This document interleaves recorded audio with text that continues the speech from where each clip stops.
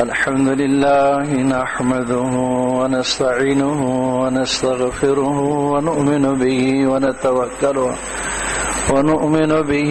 ونتوكل عليه ونعوذ بالله من شرور أنفسنا ومن سيئات أعمالنا ونعوذ بالله من شرور أنفسنا ومن سيئات أعمالنا من يهده الله فلا مضل له ومن يضلله فلا هادي له ونشهد أن لا إله إلا الله وأشهد أن محمدا عبده ورسوله أرسله بالحق كافة للناس بشيرا ونذيرا وداعيا إلى الله بإذنه وسراجا منيرا أما بعد فأعوذ بالله من الشيطان الرجيم بسم الله الرحمن الرحيم قل هذه سبيلي أدعو إلى الله على بصيرة أنا ومن اتبعني وسبحان الله وما أنا من المشركين صدق الله العظيم. محترم عزیزو دوستو، اللہ تعالی شانہ کا بہت ہی بڑا کرم، احسان، اس کا فضل کہ اللہ نے اپنے فضل سے ہمیں جمع فرمایا. یہ اللہ ہی کی توفیق سے ہم جمع ہوئے ہیں. اللہ جس سے بھلائی چاہتا ہے، جس کے ساتھ اللہ نے بھلائی کا ارادہ کر لیا، اللہ اس کو دین کی سمجھ دے دیتا ہے. یہ دلیل ہے، علامت ہے کہ اللہ مجھ سے بھلائی کو چاہتا ہے، اللہ مجھ سے پیار کرتا ہے، اللہ نے مجھے چاہ لیا ہے، اللہ نے مجھے پسند کر لیا ہے. آپ سب جو جمع ہوئے ہیں اللہ کی پسندگی کی ہوئے ہیں. آپ لوگ کو اللہ نے چوائس کیا ہے. جیسے چوائس کرتے ہیں نا، کسی گیم کھیلنے والوں کو، کھلاڑیوں کو چوائس کیا جاتا ہے نا، اسکول میں اسٹوڈنٹ کو چوائس کیا جاتا ہے. ایسے ہی اللہ نے اپنے دین کے لیے آپ کو چوائس کر لیا کہ یہ میرے ہیں. جیسے کوئی ایک ٹیم والا اپنا ٹیم لے کر چلتا ہے نا، جیسے ہی ہم ایک اللہ کے نبی کی ٹیم ہے، جس کو قرآن پاک میں نے آیت پڑھی نا ابھی، قل هذه سبیلی ادعو الی اللہ، کہ نبی جی آپ کہہ دیجئے کہ یہ میرا راستہ ہے. قل هذه سبیلی، یہ میرا راستہ ہے. کون سا راستہ ہے وہ؟ حضور والا. قل هذه سبیلی ادعو الی اللہ، کہ میں اللہ کی طرف بلاتا ہوں. کیا فرمایا؟ کس کی طرف بلاتے ہیں؟ اللہ کی طرف بلاتے ہیں. اور حضور کو اللہ فرما رہے ہیں کہ نبی جی آپ ان کو یہ کہہ دیجئے کہ یہ میرا راستہ ہے. کون سا راستہ ہے؟ جس کو اللہ کی طرف حضور بلاتے ہیں. ادعو الی اللہ علی بصیرۃ، اور بہت سوچ سمجھ کر اور سمجھ بوجھ کے ساتھ. ایسے نہیں کہ چلو یہ رواجی کوئی عمل ہے اس کو کر لیا، نہیں، بہت بڑے کام ہے، اس لیے بہت سمجھ کر کرتے ہیں. تو اس لیے فرمایا کہ بہت سمجھ کر، بصیرت، پوری بصیرت کے ساتھ، کہ یہ حضور والا راستہ ہے. انا ومن اتبعنی، پھر بعد میں ایک بات اور فرمائی، میرا بھی یہی راستہ ہے اور میرے اتباع کرنے والوں کا راستہ بھی یہی ہے. تو ہم سب نبی علیہ الصلوۃ والسلام کی اتباع کرنے والے ہیں. ہم نے کلمہ پڑھا ہے، لا الہ الا اللہ محمد الرسول اللہ، کہ محمد اللہ کے رسول ہیں. جس کا ہم نے کلمہ پڑھا تو ہم حضور کے اتباع والے ہو گئے. تو حضور کے اتباع والوں کا بھی یہی راستہ ہے. کون سا؟ کہ جو لوگوں کو اللہ کی طرف بلائے. یہ اللہ کی طرف بلانا، یہ ہمارا راستہ ہے، یہ ہمارا کام ہے کس کا؟ ہمارا کام کون سا ہے؟ جو کام نبی والا کام تھا، یہ کام میرا کام ہے۔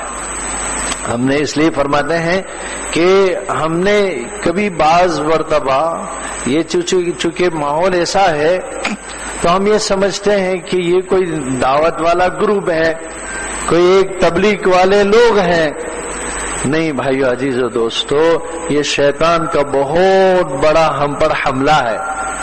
ہم کو اس نے یہ سمجھایا کہ یہ تبلیغ والے کوئی اور لوگ ہیں، یہ دعوت کے کوئی گروپ ہیں، یہ کوئی ایک جماعت ہے جو ایک سا کام کر رہی ہے۔ یہ بہت بڑا شیطانی ہم پر ایک چال چلی ہے۔ بلکہ جو اللہ کے نبی صلی اللہ علیہ وسلم کی امت میں پیدا ہوا، ابھی اس نے آنکھ کھولی ہے، ہوش نہیں سنبھالا، ابھی صرف آنکھ کھولی ہے، اسی وقت سے یہ نبی صلی اللہ علیہ وسلم کے امت میں آ گیا، اور اب اس کی ذمہ داری، اس کی حالت بدلنے لگی۔ اس لیے آتا ہے بھائی عزیز و دوستو، چونکہ یہ جو زندگی جو ہے نا، یہ آدمی ہوش کے بعد سنبھلتا ہے، لیکن یہ جو ہم جو ایمان والے ہیں نا، یہ ہمیں ابھی ہمارا ہوش نہیں آیا، ہم پر کوئی شعور ہمیں پیدا ابھی تک نہیں ہوا، اور ہمارے اندر میں یہ بات ڈالی گئی کہ تم کون ہو۔ اس لیے آتا ہے، ابھی ایک ہمارے پاس ایک چند 15-20 جوان آئے تھے، میں نے کہا آپ کو معلوم ہے کہ آپ کی تربیت کب سے شروع کرنی چاہیے؟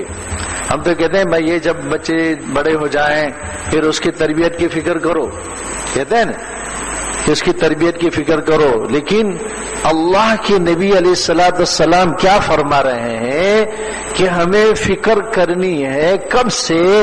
جبکہ ماں باپ نے ابھی ملاقات نہیں کی، شادی ہوئی، شادی ہو گئی اور ابھی ملاقات نہیں کی، تیاری ہے ملاقات کی، اس وقت ہمیں ایک دعا بتائی گئی کہ یہ دعا پڑھیں ماں باپ تاکہ اس بچے کی تربیت صحیح ہو جائے۔ یہ ابھی تو آپ کا وجود نہیں ہے، پتہ نہیں کب وجود ملے گا، لیکن حکم یہ ملا کہ اس وقت سے ہمیں اپنی اولاد کی تربیت کی فکر کرنی چاہیے۔ ہاں، اللہم، یہ دعا ہے نا، جنب الشیطان وجنبنا الشیاطین، یہ دعا پڑھو کہ شیطان کا اثر اس پر نہ آ جائے۔ کب سے کہا؟ ابھی کہا ملاقات ہونے سے پہلے یہ دعا پڑھنے کا حکم دیا گیا تاکہ ہم لوگ صحیح ہے، لیکن چونکہ ہم نے اس کی فکر نہیں کی۔ پھر بعد میں 2 باتیں اور بتائی۔ اب جب نطفہ ٹھہر گیا ماں کے رحم میں تو اب آگے ایک چیز آپ کی وجود پڑ گئی، تو فرمایا کہ اب 2 چیزیں آپ پر اور ہم پر اثر کر دیے، اس بچے پر اثر کر دیے، 2 چیزیں بہت بڑا اہتمام کیا گیا۔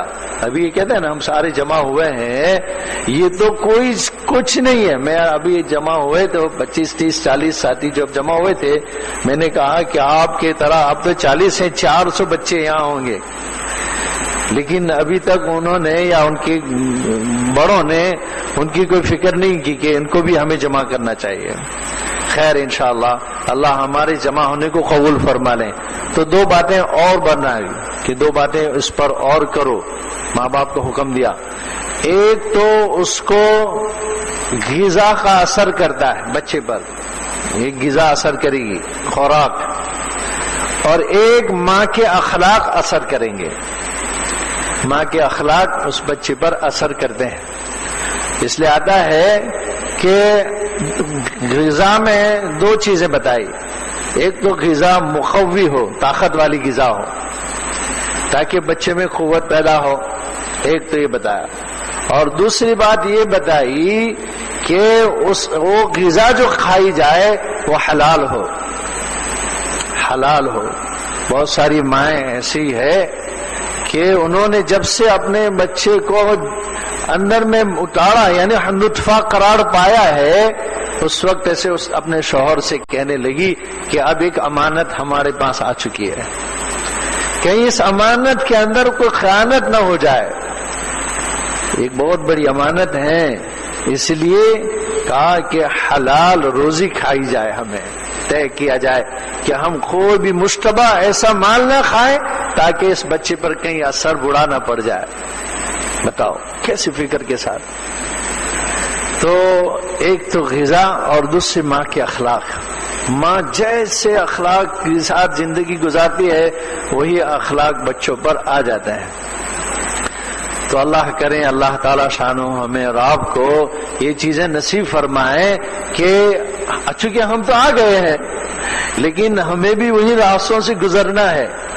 ہمیں بھی آج ہم جوان ہیں کل ہم بھی اسی طرف جائیں گے, ہماری بھی اولاد ہوگی. تو اگر ہم نے اس بات کو سمجھا ہوگا کہ میری اور تربیت کا جو نظام ہے وہ اللہ نے پہلے سے شروع کیا. نبی صلی اللہ علیہ وسلم نے فرمایا جیسے جب بچہ پیدا ہوا, اب بچے کا پیدا ہوتے ہی آپ اس کا اچھا نام رکھیں, نہیں پہلے ہی اس کے کان میں اذان پڑھیں اور ایک کان میں اقامت کروائیں. اب یہ بچہ ابھی شعور میں نہیں ہے, ابھی ان کو کوئی شعور نہیں ہے, کوئی چیز جانتا نہیں ہے. اللہ فرماتے ہیں یخلقکم فی بطون امہاتکم لا تعلمون شیئا, جب تم ماں کے پیٹ سے پیدا کیے گئے تو اس وقت تو تم کچھ نہیں جانتے تھے, تمہیں کسی چیز کا کوئی شعور نہیں تھا. یہ قرآن میں آتا ہے. تو لیکن حکم کیا ہوا کہ اس کے ایک کان میں کیا کرو, اس کے ایک کان میں اذان پڑھو اور دوسرے کان میں اقامت کہو. اب یہ پتہ نہیں چلا کہ اس میں شعور نہیں ہے اور اس کو یہ حکم ملا کہ اس عمل کو کرنے کا. تو ہمارے حضرت مولانا ابراہیم صاحب دامر برکاتہم اللہ ان کی عمر میں برکت عطا فرمائے, حضرت نے ایک بہت عجیب بات فرمائی. اللہ حکیم ہے, وہ بہت بڑی حکمت کی باتیں کرتے ہیں. تو حضرت نے فرمایا کہ یہ جو حکم ملا ہے ہمیں شریعت کا, یہ نبی صلی اللہ علیہ وسلم کی طرف سے ہمیں حکم ملا کہ اس کے ایک کان میں اذان پڑھی جائے اور اس کے دوسرے کان میں اقامت کی جائے اور اس میں شعور نہیں ہے. تو اس کی ایک مثال دی حضرت نے کہ جب کوئی قومے میں چلا جاتا ہے, قوما میں چلے جاتے ہیں, آدمی بے ہوشی میں چلا جاتا ہے. اب بے ہوشی میں گیا تو اب اس پر دوائیں چلاتے ہیں, انجیکشن کے ذریعے سے, رگوں کے ذریعے سے بات پہنچائی جاتی ہے, اندر دوائیں پہنچائی جاتی اور اس کو کوئی شعور نہیں ہے, لیکن ان دواؤں کا اثر اس کی جسم اور طبیعت پر پڑتا ہے اور وہ پھر قومے میں سے بیداری میں آ جاتا ہے. تو فرمایا بس ایسے ہی جب ہم نے اللہ کی کبریائی اور عظمت کو اس کے کان میں ڈالا گیا, ابھی سے اس کے دل میں, اس کی جسم پر اللہ کی کبریائی اور اس کی عظمت دل میں اثر کرے گی. یہ ہے, ہمیں شعور نہیں ہے کہ اس پر اثر ہوگا, لیکن ہوگا. اس لیے آپ کو ہمیشہ جوڑنے کا اہتمام کرتے ہیں کہ یہ چند گھنٹے ہم جمع ہو گئے, یہ چند گھنٹے نہیں ہیں, یہ چند گھنٹے نہیں ہے, یہ چند وقت میں ہماری زندگی کے تبدیل ہونے کا ایک سبب اللہ نے ہمارے لیے مہیا کر دیا ہے کہ ہماری زندگی تبدیل ہو جاتی ہے, زندگی تبدیل ہو جاتی ہے. تو یہ بہت بڑا ایک عمل ہے جس کے لیے ہم اور آپ جمع ہوئے. ایسے نہیں کہ بھائی چلو ہم لوگ صبح سے شام تک جمع ہوئے اور پھر شام کو واپس آ گئے, نہیں. اس لیے جب بھی ہم جمع ہو جائیں تو کوئی فکر ہمارے سامنے ہو, کچھ نیتیں ہو, کوئی عزائم ہو, کوئی ارادے ہو کہ میں کیوں یہاں بلایا گیا, مجھے کیوں یہاں لایا گیا, میرے یہاں لانے کی کیا مقصد ہے.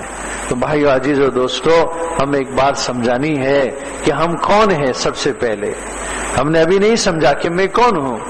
کوئی یہ سمجھ رہا ہے میں کھیتی والا ہوں, میں کاروبار والا ہوں, میں تاجر ہوں, کوئی کہتا ہے میں اسٹوڈنٹ ہوں, کوئی کہتا ہے میں ڈاکٹر ہوں. یہ سب ہم نے اپنے آپ کو سمجھ رکھا ہے, لیکن ہمیں کسی نے نہیں سمجھایا کہ تو جناب رسول اللہ صلی اللہ علیہ وسلم کا امتی بھی ہے, کہ تو حضور کا امتی ہے. ہاں, یہ اللہ کے نبی صلی اللہ علیہ وسلم کی امت میں اللہ نے ہمیں پیدا کیا ہے, یہ کوئی معمولی چیز نہیں ہے. پہلے نبیوں نے اس امت میں آنے کی اللہ سے درخواست کی تھی کہ اللہ ہمیں اس امت کا نبی بنا لیں. پھر دوسری اللہ نے کہا کہ اس کے نبی تو طے ہو چکے ہیں. پھر دوسری دعائیں اس نبیوں نے مانگی ہے کہ اللہ چاہے ہم اس امت کے نبی نہ بنائے جائیں، لیکن اللہ ہمیں اس کی امت میں تو داخل کر لے۔ اب وہ جانتے تھے حضرت موسیٰ علیہ السلام پر جب یہ امت کی فضیلت بیان کی گئی تو حضرت موسیٰ علیہ السلام نے اللہ سے یہ امت مانگی تو فرمایا کہ اللہ تعالی شانہ نے کہ یہ موسیٰ یہ تو امت کے نبی طے ہو چکے ہیں، یہ جناب رسول اللہ صلی اللہ علیہ وسلم کی امت ہوگی۔ تو پھر حضرت موسیٰ علیہ السلام نے اللہ سے درخواست کی کہ اللہ مجھے چاہے اس امت کا نبی نہ بنایا جائے، لیکن مجھے اس امت کے امتی بن کر میں آ جاؤں۔ تو اللہ نے فرمایا کہ نہیں، یہ بات آپ تک نہیں ہو سکتی۔ اب اندازہ لگاؤ جس کی تمنا نبی اور بہت بڑے نبی اور ذلیل القدر نبی، اولو العزم نبیوں میں سے موسیٰ علیہ السلام، کلیم اللہ جس کا لقب، اللہ نے جس کے ساتھ ڈائریکٹ کلام کیا ہو، بات کی ہو، وہ نبی یوں کہہ رہا ہے کہ اللہ مجھے اس نبی کی امت میں پیدا کر دیں۔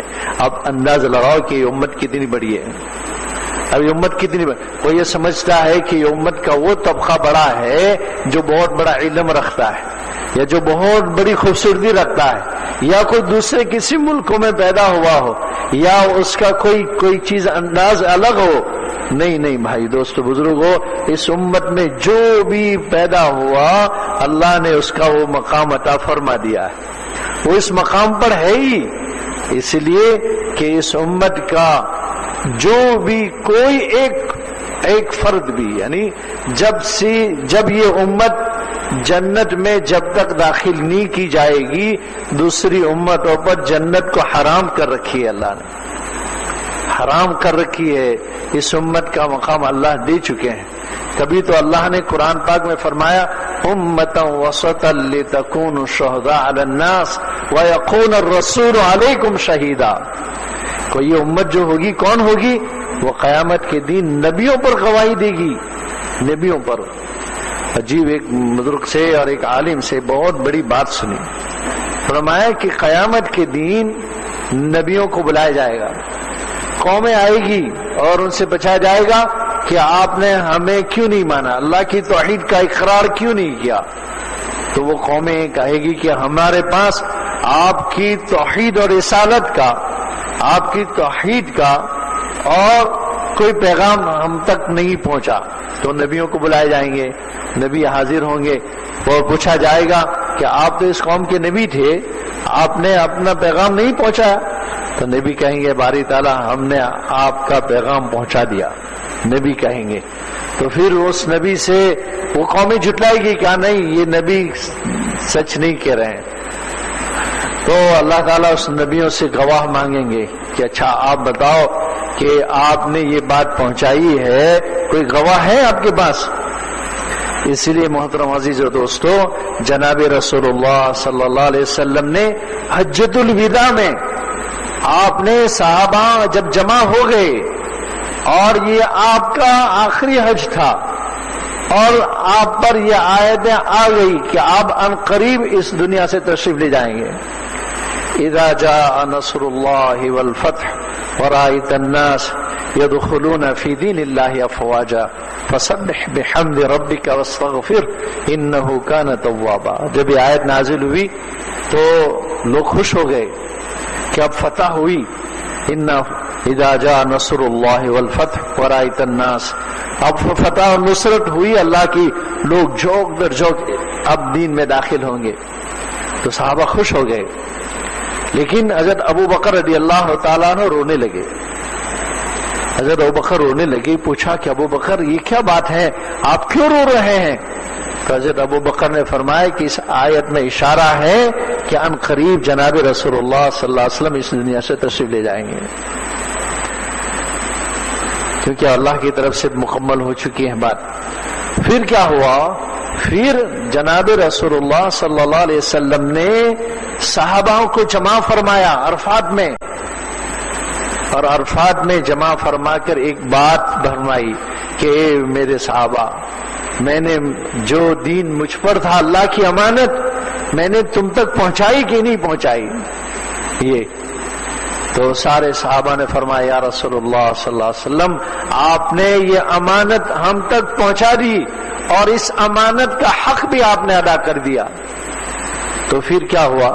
جب یہ بات پکی ہو گئی کہ اس بات کی گواہی دے رہے ہیں کہ میرے پاس جو امانت تھی میں نے پہنچا چکا ہوں اور اس کا حق بھی یہ کہہ رہے ہیں کہ میں ادا کر چکا ہوں، تو اللہ کے نبی نے اللہ کو گواہ بنا لیا کہ اللہ تو گواہی رہنا کہ میں نے تیری امانت جو تھی میں نے ان تک پہنچا دی. یہ گواہ اللہ کو بنایا. تو وہ نبی کے ساتھ گواہی طلب کی جائے گی میدان محشر میں، گواہی طلب کی جائے گی کہ آپ نے پیغام پہنچایا، اس کے کون گواہ ہے؟ اللہ اکبر. یہ اللہ تو جاننے والا ہے، اس تو علیم بذات الصدور ہے، اس کو تو سارا علم ہے، اس کا علم تو سب چیز کو جانتا ہے. اللہ کو جانتے ہیں کہ نبیوں نے کیا کیا، نبیوں نے ساری باتیں پہنچائی چکے ہیں، سب کچھ ہو چکا اللہ کے علم میں ہے، اللہ خود گواہی دے دیتا. لیکن محترم عزیز و دوستو، اس امت کا مقام بتانا تھا اللہ کو کہ یہ امت کون ہے. اللہ کو اس امت کا مقام اور امتوں کو بتانا تھا. اولین و آخرین کا مجمع میں پھر نبی کہیں گے کہ ہم نے بات پہنچائی، تو اللہ اس سے گواہ مانگیں گے کہ آپ گواہی دے دو. تو وہ نبی کس کا حوالہ دیں گے؟ گواہ کس کو بنائیں گے؟ اس امت کو کہ امت محمدیہ کو بلاؤ، یہ ہمارے گواہ ہیں. اب وہ قومیں جو کھڑی ہوگی اور نبی اس کے نبی اس امت کو بلانے کی درخواست کریں گے اللہ کے سامنے کہ اللہ امت محمدیہ کو بلاؤ جو ہماری گواہی دے گی کہ ہم نے اس رسالت کا حق ادا کیا ہے، ہم نے آپ کا پیغام پہنچایا، ہم نے آپ کی امانت پہنچائی. اس کی گواہ کے لیے کون بلائے جائیں گے؟ یہ ہم اور آپ بلائے جائیں گے، یہ امت بلائی جائے گی. تو وہ قومیں کہے گی کہ باری دالا، جب ہم لوگ دنیا میں تھے ان کا تو وجود بھی نہیں تھا، یہ تو پیدا بھی نہیں ہوئے تھے، یہ کیسے ہماری گواہی دیں گے؟ یہ امت بلائی جائے گی، گواہی دے گی نبیوں پر کہ ہاں باری تعالیٰ ان نبیوں نے آپ کی امانت اپنی قوموں تک پہنچائی ہے. تو وہ قومیں انکار کرے گی کہ نہیں، ان کی گواہی ہم نہیں مانیں گے. پھر پوچھا جائے گا اللہ کی طرف سے کہ آپ کیسے گواہی دیتے ہیں؟ تو وہ یہ امت محمدیہ کہے گی کہ اللہ آپ نے ہم پر ایک نبی اتارے، آپ نے ہم پر ایک نبی اتارے اور اس نبی پر آپ نے قرآن اتارا اور اس قرآن میں آپ نے تمام نبیوں کے واقعات بیان کیے. اگر آپ کا کلام سچا ہے تو ہماری بات بھی سچی ہے. جب جا کے فرمایا کہ اس نبیوں کا چھٹکارا ہوگا. بھائیو عزیزو دوستو، یہ اللہ نے کتنا بڑا مقام عطا فرمایا. تو ہم نے چونکہ یہ سمجھا ہے کہ امت کوئی اور چیز ہے، یہ امت کوئی اور چیز ہے جس کے اندر بہت بڑی صلاحیت ہو، جس کے پاس کچھ مال ہو، جس کی چمڑی کچھ اور قسم کی ہو. نہیں میرے عزیز و دوستو، جب سے ہم پیدا کیے گئے ہیں ہم جناب رسول اللہ صلی اللہ علیہ وسلم کی امت میں ہیں. ہم نے کلمہ پڑھا ہے لا الہ الا اللہ محمد الرسول اللہ. ہم نبی علیہ الصلوۃ والسلام کی امت میں اسی وقت میں اللہ کے نبی فرما رہے کہ میرا کام جو ہے وہ میری امت والا کام ہے، میرا جو کام ہے وہ میری امت کا کام ہے. اس لیے بھائیو عزیز و دوستو، اب اندازہ لگائیں کہ نبی صلی اللہ علیہ وسلم نے حجۃ الوداع میں صحابہ کو یہ بات فرمائی کہ جو حاضر ہیں، جس کو میں نے بات پہنچا چکا ہوں، اب میری باتوں کو تم اور تک پہنچانا ہے، اور تک پہنچانا ہے. یہ نبی صلی اللہ علیہ وسلم کی امانت ہے ہمارے پاس، اللہ کی امانت ہے، حضور کی امانت ہے کہ میرے نبی نے مجھے ایک ذمہ داری دی ہے. میرے نبی نے مجھے ایک ذمہ داری دی ہے کہ مجھے اللہ کے نبی کے اس پیغام کو پہنچانا ہے. اس لیے محترم عزیز و دوستو، اب اندازہ لگائیں صحابہ سمجھے ہوئے تھے کہ یہ ایک امانت ہے، یہ اللہ کا دین میرے پاس امانت ہے، میرے نبی نے ہمیں دی ہے. تو دریا کے کناروں پر جاتے تھے اور یوں آواز لگاتے تھے کہ اگر ہمیں معلوم ہو جائے کہ دریا کے اس کنارے پر اللہ کے کوئی بندے بس رہے ہیں، اور زندگیاں گزار رہے ہیں تو ہم اللہ کے اس دین کو وہاں لے جا کر پہنچائیں گے، یوں پہنچاتے ہیں۔ تو بھائیو عزیزو دوستو، آپ تو ماشاءاللہ بڑی عمر والے ہو چکے ہیں، کوئی 15 16 17 18 19 سال کے ہو چکے ہیں، اور ہم نے ابھی تک اس کا احساس نہیں لیا کہ میری ذمہ داری کیا ہے۔ دیکھو، سب سے پہلا جوان جس کو جناب رسول اللہ صلی اللہ علیہ وسلم نے بھیجا تھا، کہاں بھیجے تھے؟ حضور صلی اللہ علیہ وسلم نے اس اکیلے کو بھیجا تھا، مدینہ منورہ بھیجا۔ جب مدینہ والے اسلام میں داخل ہوئے، آپ صلی اللہ علیہ وسلم کے پاس ملے، حج کے موقع پر اسلام میں داخل ہوئے، پھر انہوں نے درخواست کی کہ یا رسول اللہ صلی اللہ علیہ وسلم، ایک ہمارے پاس ایک کسی کو بھیجو جو ہمیں دین سکھائے۔ تو حضور صلی اللہ علیہ وسلم نے کس کا انتخاب فرمایا؟ حضرت مصعب ابن عمیر رضی اللہ تعالی عنہ کا انتخاب فرمایا۔ اور وہ مصعب، ان کی عمر کتنی تھی؟ 17 سال کی عمر کا وہ جوان تھا۔ اگر ہمارے اس مجمع میں کوئی ٹیچر حضرات ہو تو وہ ذرا کھڑے ہو جائیں، اور ان کا الگ سے کچھ ان کے ساتھ مشورہ، اوپر والے حصے میں لائبریری ہے، وہاں ان کو جانا ہے۔ تو اگر ہمارے ٹیچر حضرات موجود ہو یہاں پر تو وہاں تشریف لے جائیں، باقی درود شریف پڑھ لیں، اور آگے کی جگہ تھوڑی سی پور کر لیں، مجمع کافی ہے تاکہ آنے والوں کو تھوڑی سہولت اور اندر میں جگہ مل جائے۔ تو آپ دھیان سے سنیں، دین کی بات کو دھیان سے سننے کا حق ہے۔ تو فرماتے ہیں اللہ تعالیٰ والذین یستمعون القول فیتبعون احسنہ، کہ جو بات کو سنیں اور دھیان سے سنیں اور اچھی اتباع کریں۔ کیسی اتباع کریں؟ اچھی اتباع کریں، اتباع بھی کریں اور اچھی سے اچھی کریں۔ تو میں جو واقعہ سنا رہا ہوں نا، وہ اچھی اتباع والوں کا واقعہ ہے، جو ان سے اللہ نے کیا کام لیا۔ ان کی عمر کتنی تھی؟ بھلے زور سے 17 سال کی۔ آپ کی عمر کتنی ہے؟ 16 ہے۔ کوئی ہے 17 والے؟ ہاتھ کھڑے کریں۔ 17 سال کی عمر کے 17 ہو، 17 سے اوپر والے ہو تو آپ کو بھی کہیں بھیج دیں گے ہم لوگ۔ حضور نے بھیجا تھا، کہو انشاءاللہ۔ ہاں، اللہ کرے کہ اللہ کے دین کے کام میں آ جائیں، یہ اصل چیز ہے۔ تو حضور صلی اللہ علیہ وسلم کے پاس ایک عورت آئی اپنے معصوم بچے کو لے کر۔ کس کو لے کر آئی؟ معصوم بچہ۔ آپ تو 16-17 سال کے ہو گئے نا، تو معصوم بچے کو لے کر آئے اور فرمایا یا رسول اللہ صلی اللہ علیہ وسلم، آپ اس کو اللہ کے راستے میں لے جاؤ۔ کہاں لے جاؤ؟ تو حضور صلی اللہ علیہ وسلم نے فرمایا کہ یہ بچہ ہمیں اس کو سنبھالنا پڑے گا، اس کو اللہ کے راستے میں لے جا کر کیا کریں گے؟ کیا کریں گے اس کو؟ تو اس ماں نے کہا کہ یا رسول اللہ، میں جانتی ہوں کہ آپ کے لیے کوئی کام کا نہیں ہے، لیکن یہ اگر آپ اس کو لے جائیں گے اور کہیں سے اگر کوئی تیر آ گیا، کوئی آپ پر کوئی حملہ کے لیے آ گیا، تو آپ اس کو آگے کر دینا تاکہ آپ کی جان بچ جائے اور میرا بیٹا کام میں آ جائے۔ یہ تھی ماؤں کی تمنائیں، یہ عزم تھا ماؤں کا کہ ہمارے بیٹے اللہ کے راستے میں کام میں آ جائیں۔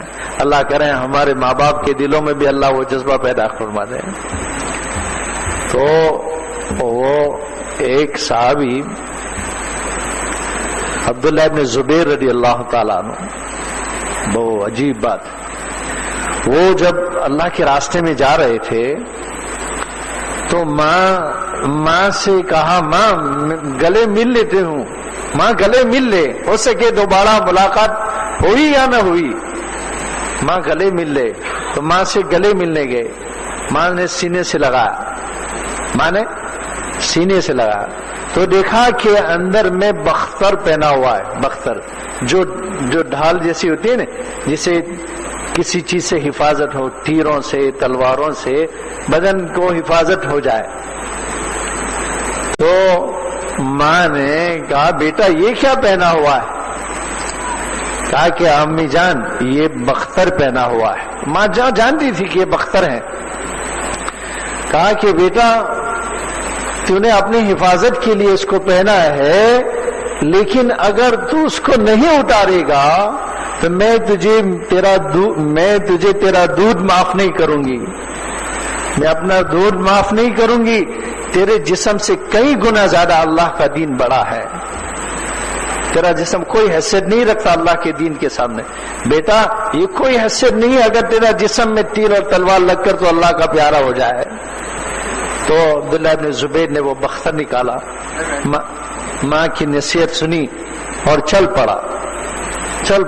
ماں بوڑھی تھی، چل پڑے، بس وہی ہوا جو مقدر میں لکھا ہوا تھا، شہادت ہو گئی، اور دشمنوں نے ان کی ناش کو درخت پر لگائی۔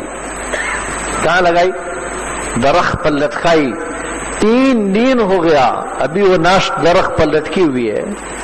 اس ماں کا وہاں سے گزر ہوا، ماں نے دیکھا تو کیا حال ہوگی، اس ماں کا دل کیسا ہوگا، کیسے ہائے واویلا کرتی ہوگی، کتنی روئے گی، چلائے گی۔ اس کی ممتا نہیں تھی، ماں کی ممتا محبت نہیں تھی۔ تو ماں نے جب بیٹے کی ناش کو دیکھا تو اللہ کا شکر ادا کیا، اور فرمانے لگی کیا یہ شہسوار کے لیے ابھی نیچے اترنے کا وقت نہیں آیا؟ یہ فرمانے لگی کیا یہ شہسوار کے لیے ابھی نیچے اترنے کا وقت نہیں آیا؟ 3 دن ہو گئے تھے ان کی ناش کو۔ تو میری ماں بہن، میرے بھائی اور دوستو بزرگوں، یہ تھی اس اولادوں کی پرورش کی منشا۔ ہم نے تو کبھی کسی نے سکھایا نہیں ہے کہ ہم کیوں پیدا کیے گئے۔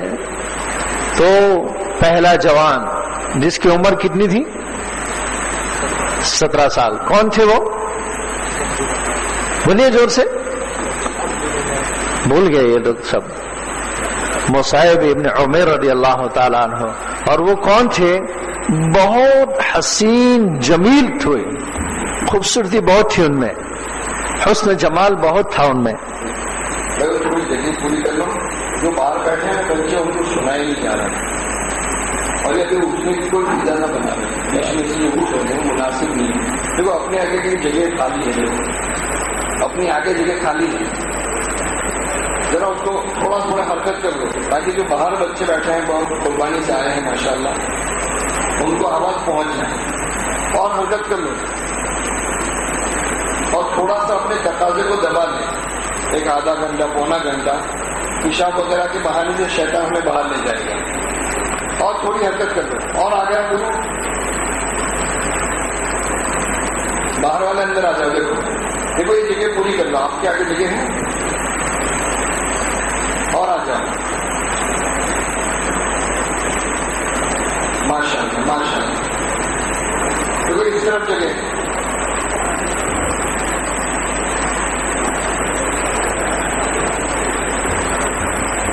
اور اب بیچ میں سے اٹھنے کا کوئی عمل نہ کریں، تھوڑا سا اپنے تقاضوں کو دبا لیں، تو شیطان بہانے سے لے جاتا ہے، اور قیمتی بات ہوتی ہے اس وقت ہم باہر سے اٹھ کر چلے جاتے ہیں، جس وقت ہمارے ہدایت کا موقع ہوتا ہے ہم شیطان ہمیں باہر لے جاتا ہے۔ تو اٹھیں گے تو نہیں بھائی، ہر بار اٹھیں گے نہیں ہے، تو اٹھتا ہو تو اس کے پاؤں پکڑ کی ذرا خدمت سے بٹھا دیجیے، ٹھیک ہے؟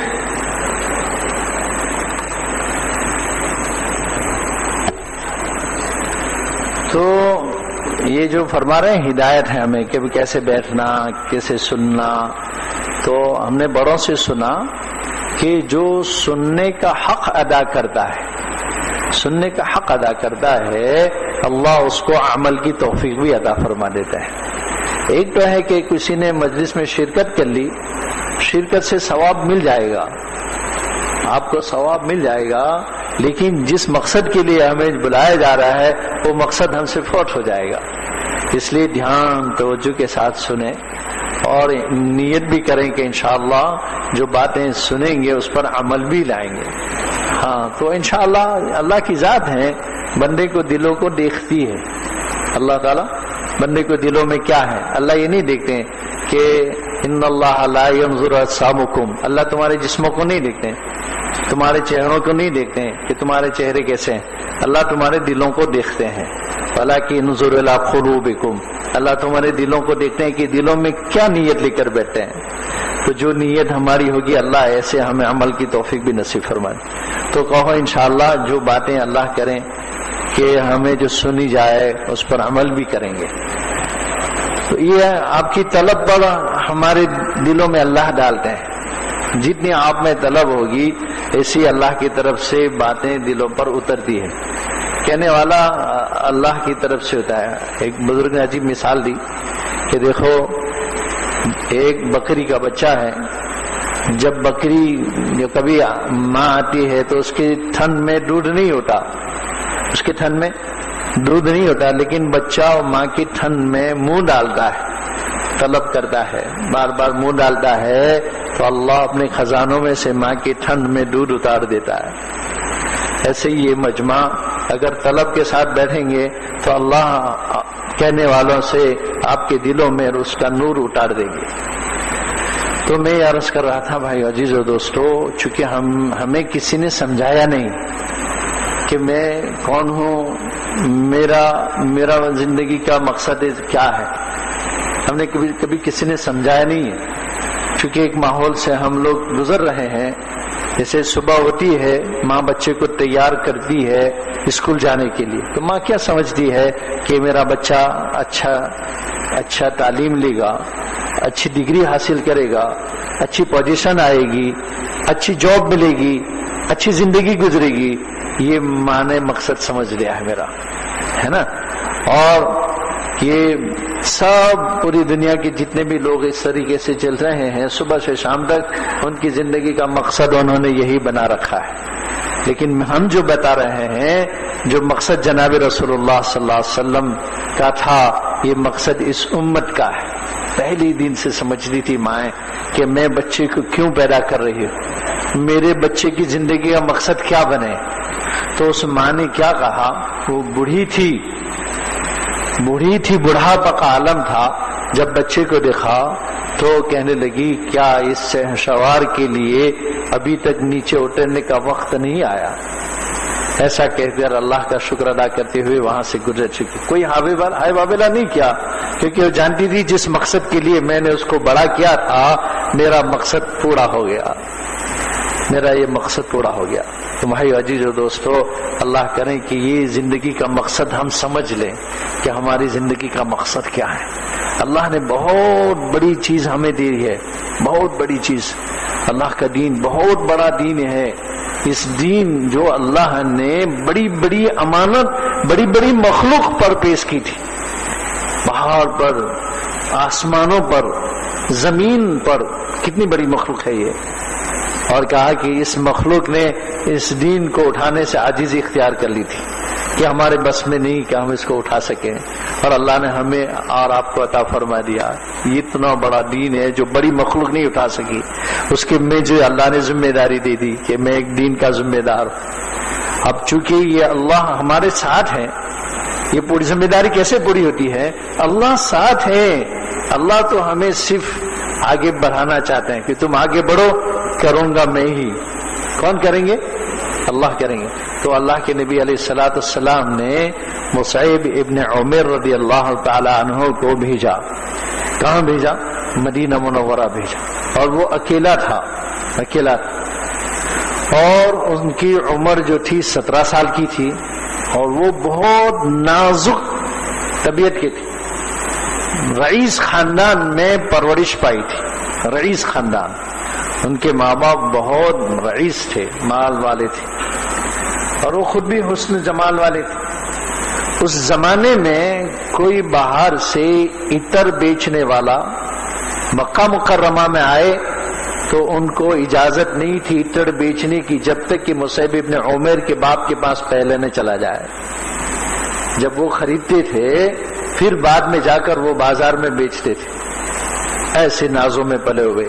تو مصعب جس عطر کو استعمال کرتے تھے تو جو گلیوں سے گزرتے وہ گلیاں مہک جاتی تھی.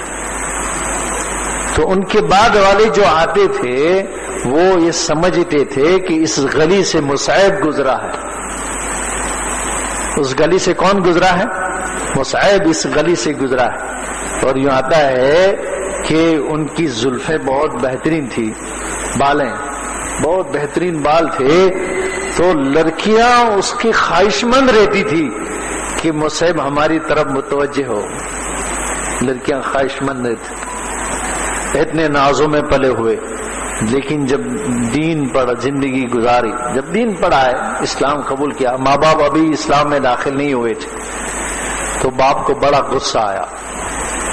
غصے میں آ کر باپ نے پہنے ہوئے کپڑے بھی چھین لیے کہ یہ دین اگر تو نہیں چھوڑے گا تو یہ تمام نعمتیں تجھ پر بنا ہے، کوئی ایک چیز کا بھی حقدار تو نہیں ہے، بلکہ یہاں تک آتا ہے کہ پہنے ہوئے کپڑے بھی باپ نے چھین لیے۔ جب ننگے ہو گئے، کپڑے کے بغیر ہو گئے، تو ماں کو رحم آئی، ماں کو رحم آئی، تو ماں نے ایک چادر ڈال دی اس پر، ایک چادر ماں نے ڈال دی، اس بچے نے ایک چادر کی لونگی بنائی۔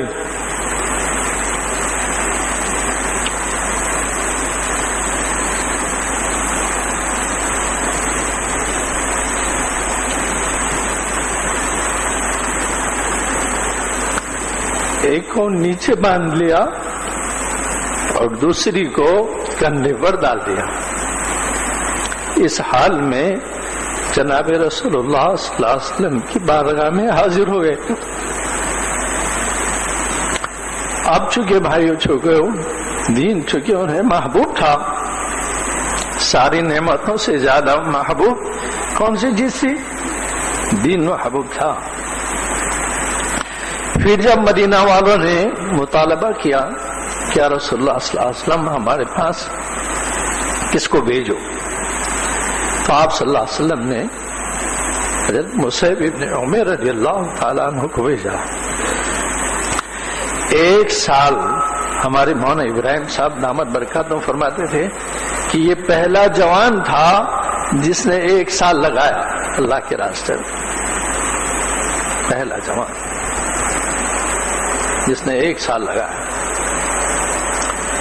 پھر خیر پہنچے، محنت کی، ایسی محنت کی کہ ان کی محنت کے نتیجے میں حضور صلی اللہ علیہ وسلم کے جانے سے پہلے ہی مدینہ منورہ کے تمام خاندان میں دین پہنچ گیا تھا، تمام خاندان۔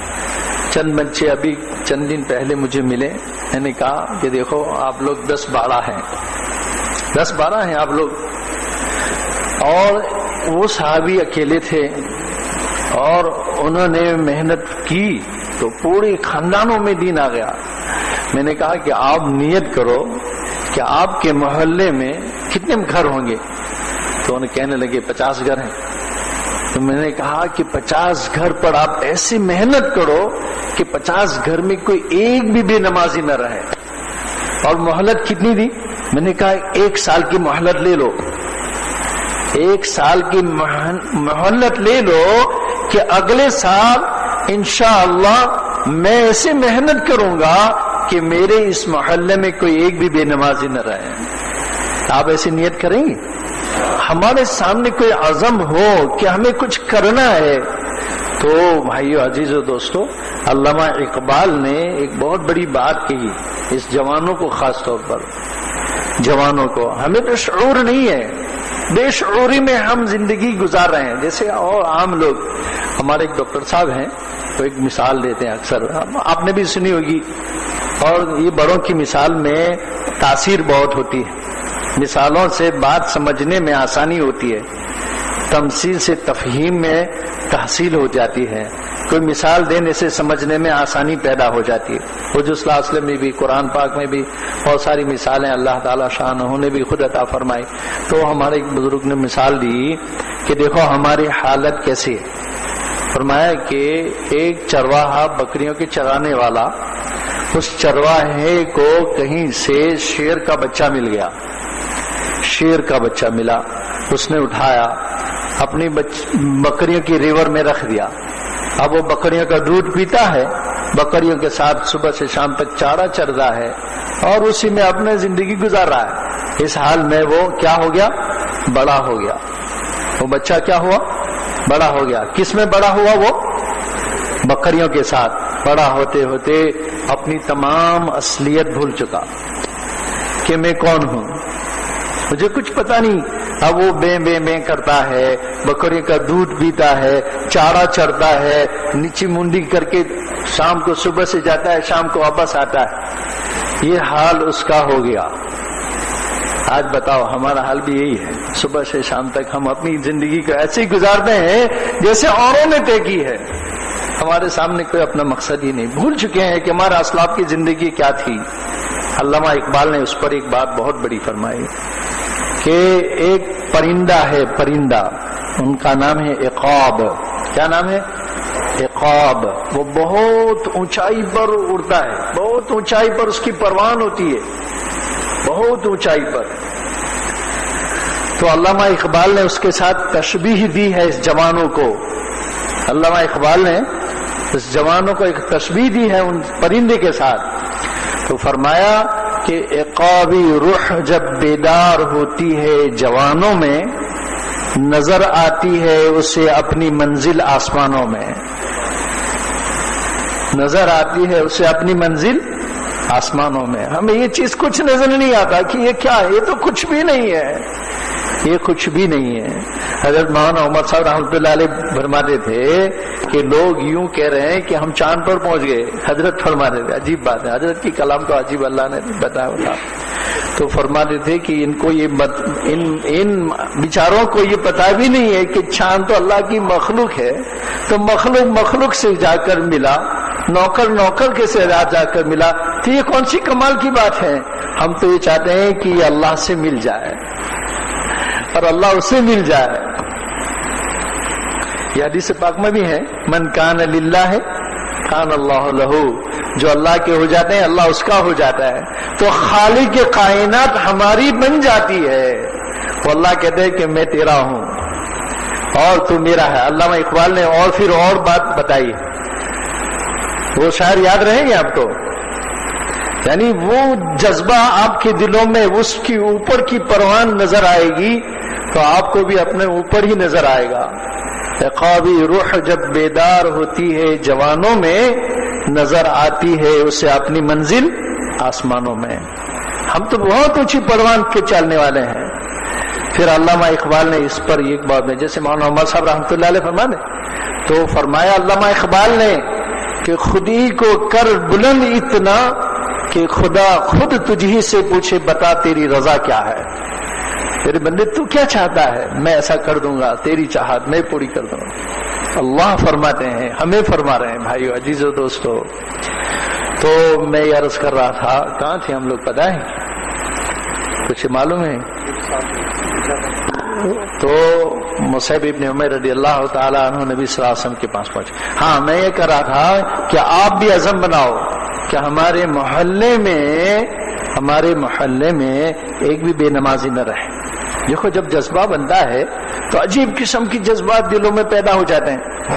ایک بچے نے وقت لگایا اللہ کے راستے میں، اللہ اکبر اللہ اکبر، کیا جذبے بن کر آیا، وہ بھی بڑے ماشاءاللہ ناز میں پلا ہوا بچہ تھا، بڑے گھرانوں کا، جماعت میں نکل پڑا۔ تو جب جماعت سے واپس آیا تو ماں باپ خوش تھے، ماں بھی خوش تھی، باپ بھی خوش تھے۔ باپ کسی جگہ افسر میں تھے، کسی افسر تھے، اور ماں بینک کی مینیجر تھی، ماں جو تھی بینک میں کام کرتی تھی۔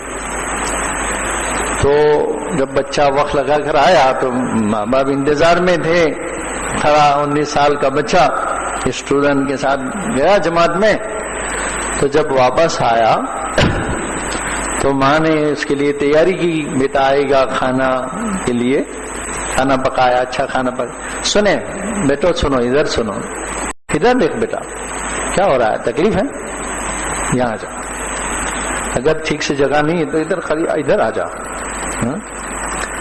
تو وہ بچے نے کیا کیا، جب گھر پہنچا ماں نے کہا خیر خیریت پوچھی، ماں باپ کی خیر خیریت پوچھی، پھر ماں نے کہا اچھا بیٹا اچھا کیا، تو اچھی جگہ جا کر آیا، تو یہ اب کھانا کھا لے۔ تو بچے نے کہا نہیں میں کھانا نہیں کھاؤں گا۔ تو کہا کیوں؟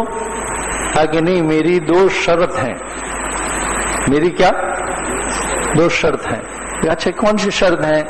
کہا کہ آپ پہلے وعدہ کرو کہ میں یہ 2 شرط پوری کروں گا تو میں کھانا کھاؤں گا. تو بڑی عجیب بات تھی. تو ماں سمجھ گئی کہ کیا بیٹا تیری جو شرط ہے پوری کر لیں گے. کہا کہ نہیں ماں میری شرط سن لے پہلی. کہا کہ بتا بچہ کیا چاہتا ہے تو. جب اندر میں چیز آتی ہے نا تو عجیب کیفیت دل کی ہو جاتی ہے. تو اس بچے نے کہا کہ امی جان 2 شرط میری یہ ہیں. ایک شرط تو یہ ہے کہ تو بینک میں جو کام کر رہی ہے یہ کام ہمارے لیے جائز نہیں ہے, اس سے ریزائن دے دیں, اس کو چھوڑ دیں. اب یہ آسان کام تھا. ماں سے ایک بچہ 18 سال کا یہ کہہ رہا ہے کہ ماں تو اس حرام کام کو چھوڑ دیں, یہ ہمارے لیے جائز نہیں ہے. دیکھو اللہ نے کیسی طاقت رکھی ہیں بھائی عزیز و دوستوں کے ہمت کے ساتھ کہہ رہا ہے ماں سے جب جا کے میں کھاؤں گا. دوسری شرط یہ ہے کہ میرے والد صاحب 4 مہینے اللہ کے راستے میں چلے جائیں. کیا کریں؟ 4 مہینے اللہ کے راستے میں جائیں. بھائی ابھی والد صاحب کے لیے کوئی پوچھیں کہ 4 مہینہ جانا ہے, والد صاحب کے آنے لے جاؤ, نہیں آنے بہت ضرورت ہے ہمارا. لیکن اس بچے نے کیا نیت کی کہ میرے والد صاحب 4 مہینے میں جائیں اور تو ریزائن دے دیں. او اللہ, اب بڑا سنگین مسئلہ آ گیا. کہتا بیٹا ہو جائے گا, دیکھ لیں گے, کوئی مشکل نہیں ہے, لیکن کھانا کھا لے. کہا کہ نہیں میں نہیں کھاؤں گا. ماں سمجھاتی رہی. دوپہر سے ظہر چلی گئی, عصر آئی, عصر چلی گئی, مغرب آئی, مغرب سے بیٹا کھا ہی نہیں رہا. عشاء آئی گئی, بیٹا کھا لے, ہو جائے گا, دیکھ لیں گے. بیٹا نہیں کھا رہا. 12 بج گئی رات میں. ماں باپ پریشان ہو گئے کہ بیٹا نہیں کھا رہا. چونکہ حق بات کے پیچھے اللہ کی مدد ہے. ہمارے حضرت مولانا جو ابرار صاحب تھے, جو ان کے ایک جملہ میں نے اپنے ایک بیان میں حضرت فرماتے تھے, جب کوئی حق کلمہ اپنی زبان سے آپ نکالو گے اس کے پیچھے اللہ کی بہت بڑی تائید ہوتی ہے, اللہ اس کو پورا کر دیتے ہیں. تو اس بچے کی زبان سے نکلی ہوئی چیز تھی. تو 12 بج گئی رات میں. تو ماں نے تو فیصلہ سنا دیا کہ بیٹا اچھا میں تیری آنکھیں ٹھنڈی کر دیتا ہوں, کھا لے. کہا کہ ماں ابھی تو ایک شرط میری پوری ہوئی ہے. تو ماں باپ کے پاس گئی اور اس کو سمجھانے لگی کہ ہماری خیر خواہی چاہتا ہے بیٹا, چونکہ دل اللہ کے قبضے میں ہے. تو باپ نے کبھی واسطہ ہی نہیں تھا تبلیغ سے, اور باپ نے ارادہ سنا دیا کہ میں بھی انشاءاللہ 4 مہینے اللہ کے راستے میں چلا جاؤں. جب جا کے اس بچے نے کھانا کھایا ہے بھائیو عزیزو دوستو, میں ایک مرتبہ ایک مرکز پہ تھا, ایک حسین جوان بچہ میرے پاس پگڑی بندھا ہوا اور خوبصورت, شب جمعہ میں میرے پاس تھا. وہ صبح میں مجھے کہنے لگا کہ مولانا آپ ایسا ایک کام کریں گے. میرے تعارف نہیں تھا اسے, میں نے صرف دیکھا تھا اس کو, لیکن وہ آیا میرے پاس صبح میں. کہا کہ مولانا ایک بات کریں گے, ایک کام کریں گے. میں نے بولا بتاؤ کیا کام ہے. کیا کہ میرے والد صاحب جو ہیں بڑے اونچی ڈگری والے ہیں, میں چاہتا ہوں میرے والد صاحب سے بھی آپ ملاقات کریں. میرے والد صاحب سے بھی آپ ملاقات کریں. ہر ایک سے نہیں کرتے ہیں, لیکن میں چاہتا ہوں کہ آپ سے ہو جائے. میں نے کہا, میں نے جب اس کے دل کی بات سنی, کہا کہ دیکھو, پھر مجھے کہنے لگا کہ یہ بڑے سنجیدہ ہے, آپ سمجھ بوجھ کے ساتھ اس کے ساتھ بات کریں. دیکھو بچہ باپ کی نفسانیت بھی جانتا تھا. تو خیر وہ مجھے لے گیا ان کے والد صاحب, بڑے احترام کے ساتھ بات چیت ہوئی. تو میں نے دل میں سوچا کہ اللہ, ایک جوان کے دل میں جب یہ فکر پیدا ہوئی کہ کامیابی اللہ کے دین میں ہے, تو میرے ماں باپ کیسے دیندار بنے, میرے باپ کی زندگیوں میں کیسے دین آئے. یہ عام کے جذبے سے اللہ تعالیٰ قوموں کو اللہ تعالیٰ ہدایت کی طرف لے آئیں گے. تو بھائی عزیزو دوستو, آپ کوئی معمولی لوگ نہیں ہیں, آپ کی حیثیت بہت بڑی ہے. ایک تو واقعہ میں نے مصعب ابن عمیر رضی اللہ تعالیٰ عنہ کا سنایا. جب اللہ کے راستے میں ان کی زندگی گزر گئی اور انتقال ہوا تو آپ صلی اللہ علیہ وسلم نے ان کی نعش کو دیکھا نہیں. ایک مرتبہ حضور کے سامنے سے گزرے مصعب ابن عمیر تو ان کے کپڑوں پر پیون لگے ہوئے تھے. ٹھنگنا آپ کیا نا ٹھنگرو مارا تو پیون لگے ہوئے تھے تو آپ صلی اللہ علیہ وسلم کی آنسوں سے آنسو نکل پڑے کہ یہ کیسے نازوں میں زندگی گزارنے والا آج وہ وقت بھی آیا ہے کہ اس کے جسم پر کپڑے میں پیون لگے ہوئے ہیں. صحیح پیون بھی. اور جب دنیا سے گئے ہیں تو ان کے پاس پورا کفن نہیں تھا. پورا کفن نہیں تھا. چادر ایک طرف اگر سر ڈھانکیں تو پیر کھول جاتے تھے, پیر کھولتے تھے تو چادر یا سر کھول جاتا. اگر پیر کو ڈھانکا جائے تو سر کھل جائے اور سر ڈھانکتے تھے تو پیر کھل جاتے تھے. تو اللہ کے نبی صلی اللہ علیہ وسلم نے اس کے اناش کو دیکھ کر حضور کی آنکھوں سے آنسو نکل پڑے کہ کیسا جوان تھا, کیا زندگی گزار کر دنیا سے رخصت ہوا. لیکن ان کی ان قربانیوں سے کتنے لوگوں کو ہدایت ملی ہوئی, کتنے ان کا تصور کوئی کر سکتا ہے. ان کا اعزاز تو اللہ کریں گے.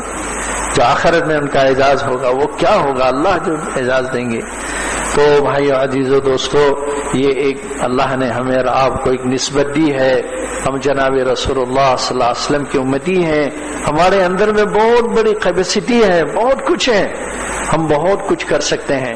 تو ایک تو یہ فکر ہمارے اندر میں پیدا ہو کہ میں حضور کا امتی ہوں, میری زندگی کا مقصد یہ ہے. بڑے حکمت والے ہوتے ہیں. دوسرا واقعہ اللہ کے نبی صلی اللہ علیہ وسلم کا. دیکھو ہم کون ہیں. آپ صلی اللہ علیہ وسلم نے آپ کی زندگی کی آخری آپ نے جماعت بنائی. یہ آخری جماعت تھی جو حضور صلی اللہ علیہ وسلم نے بنائی. اور اس کے امیر کس کو بنایا گیا معلوم ہے آپ کو؟ آپ کو معلوم ہے کہ حضور نے جو آخری جماعت بنائی تھی اس کا امیر کون تھا؟ ہمیں تو یہ معلوم ہے کہ پہلا فاسٹ بالر کون ہے, پتا ہے کہ نہیں, کہ پہلا ہمارے ہندوستان ملکوں کی ٹیمیں کھیلتی ہیں. مجھے تو پتا نہیں چل رہا کہ ہمارا ایک چھوٹا سا نواسا ہے, ابھی 6-7 سال کا ہو, مجھے کبھی کہتا ہے کہ وہ فٹ بالر نے فلانا گول کھیل دیا. میں نے کہا دیکھو یہ بچہ یہ سمجھتا ہے. تو یہ ہم سمجھتے ہیں, لیکن ہمیں پتا ہے کہ حضور نے جو آخری جماعت بنائی تھی اس کا امیر کون تھا معلوم ہے؟ ہاتھ اٹھائے.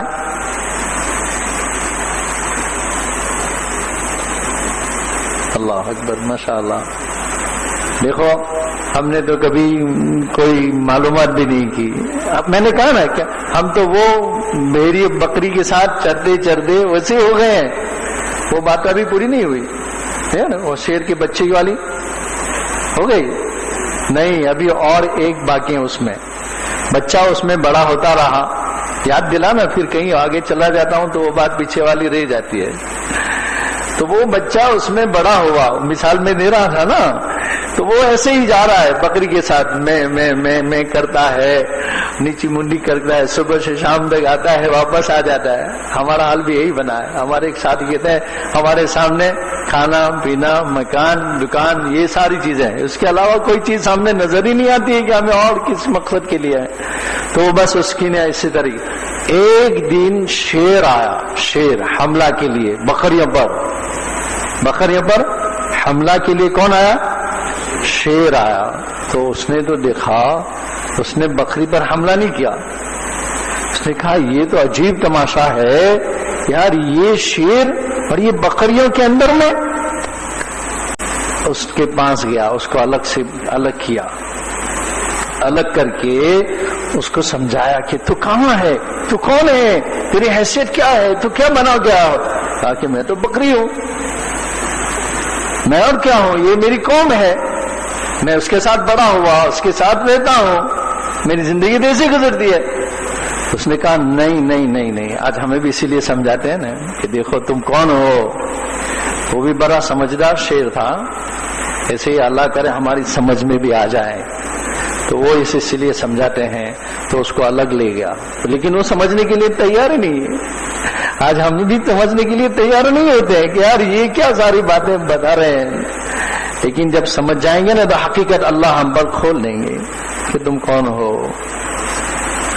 طارق ابن زیاد رضی اللہ تعالیٰ عنہ 3 صحابہ کی جماعت، وہ ابھی باقی ہے. میں نے جو حضور صلی اللہ علیہ وسلم نے آخری جماعت بھیجی تھی نا، اس کا آپ کسی سے معلوم کر لو کہ وہ کون تھی، وہ امیر. ٹھیک ہے نا، جب آپ کہیں گے تو وہ واقعہ پورا کر دوں گا. تو یہ کہتے ہیں حضرت حذیفہ رضی اللہ، اور صحابی تھے انشاءاللہ. تو وہ جو تھی میں بتاؤں گا انشاءاللہ. وہ کون تھے؟ تو میں کیا کہہ رہا جی؟ طارق ابن زیاد 3 صحابہ 3 جماعت لے کر چلے. 3 صحابہ 3 جماعت لے کر چلے. ایک کون تھے؟ ایک طارق ابن زیاد رضی اللہ تعالیٰ عنہ تابعین میں سے تھے. ایک محمد بن قاسم، ایک اور عقبہ ابن نافع. 3 تینوں کی عمر برابر تھی، 17-18 سال کی عمر کے تھے تینوں. عقبہ ابن نافع یہ افریقہ کے ملکوں میں گئے، افریقہ کے ملکوں میں، ان کی قبر بھی وہیں پر ہے. اور طارق بن زیاد یہ یورپ میں گئے، یورپ میں. اور یہ محمد ابن قاسم یہ ہند کے راستوں میں یہاں آئے، ایشیا کی طرف. یہ ہمارے ہندوستان پاکستان جب ایک ملک تھا. اب تینوں کچھ عزم لے کر گئے، تینوں عزم لے کر گئے. کہ کیا عزم لے کر گئے؟ تینوں نے اپنی جماعت کو یہ بات بتائی کہ یا تو اللہ کا دین یہاں زندہ ہوگا یا ہماری قبریں یہاں بنے گی، یا ہماری قبریں بنے گی.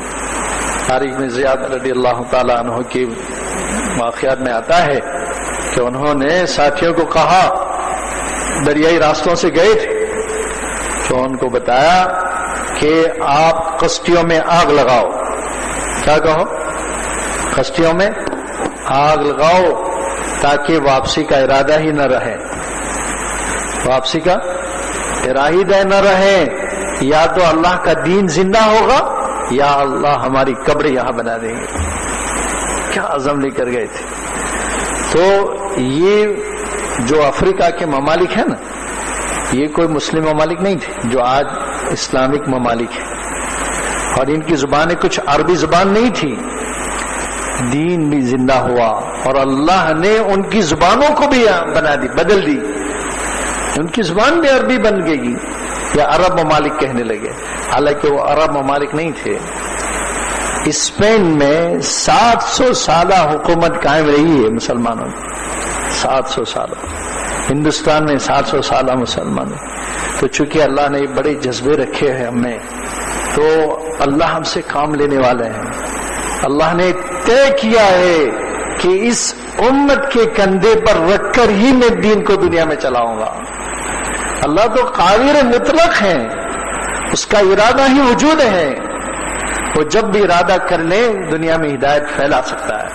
لیکن چونکہ اس امت سے اللہ محبت کر چکا ہے، اس امت کو اللہ انتخاب کر چکا ہے کہ میں اس سے کام لے لوں گا. پھر چاہے آپ تھوڑے ہو، پھر چاہے آپ اکیلے ہو، آپ پھر کچھ بھی ہو، اللہ آپ سے کام لے لیں گے. بھائیو عزیزو دوستو، تو میں کہہ رہا تھا کہ وہ شیر نے آ کر اس بکری پر حملہ نہیں کیا، اپنی قوم پر حملہ کیا. اس کو الگ سے کیا سمجھا، لیکن وہ سمجھ نہیں رہا. تو اس کو کیا کیا کہ چلو تھوڑا میرے ساتھ چلے. اس کو لے گیا اور کہاں لے گیا؟ جہاں تالاب تھا، پانی کا کنارہ تھا، وہاں لے جا کر اس کی شکل دکھائی کہ دیکھ میری اور تیری شکل ایک ہی ہے. پھر اس نے زور سے غرض کھائی، چلایا وہ، تو اس کی چلاہٹ سے پورا جنگل سناٹے مچ گیا. جنگل میں سناٹا چھا گیا. پھر اس کو کہا اب تو بھی لگا. شروع میں اس کی آواز نہیں نکلی، لیکن نکلتے نکلتے پھر اس کی آواز بھی وہی بن گئی. تو بھائی عزیز و دوستو، ہم وہی لوگ ہیں.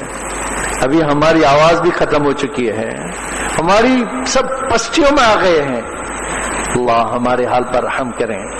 فرمایا جس قوم کی آپ کو مستقبل دیکھنا ہے تو اس قوم کے جوانوں کو دیکھ لو.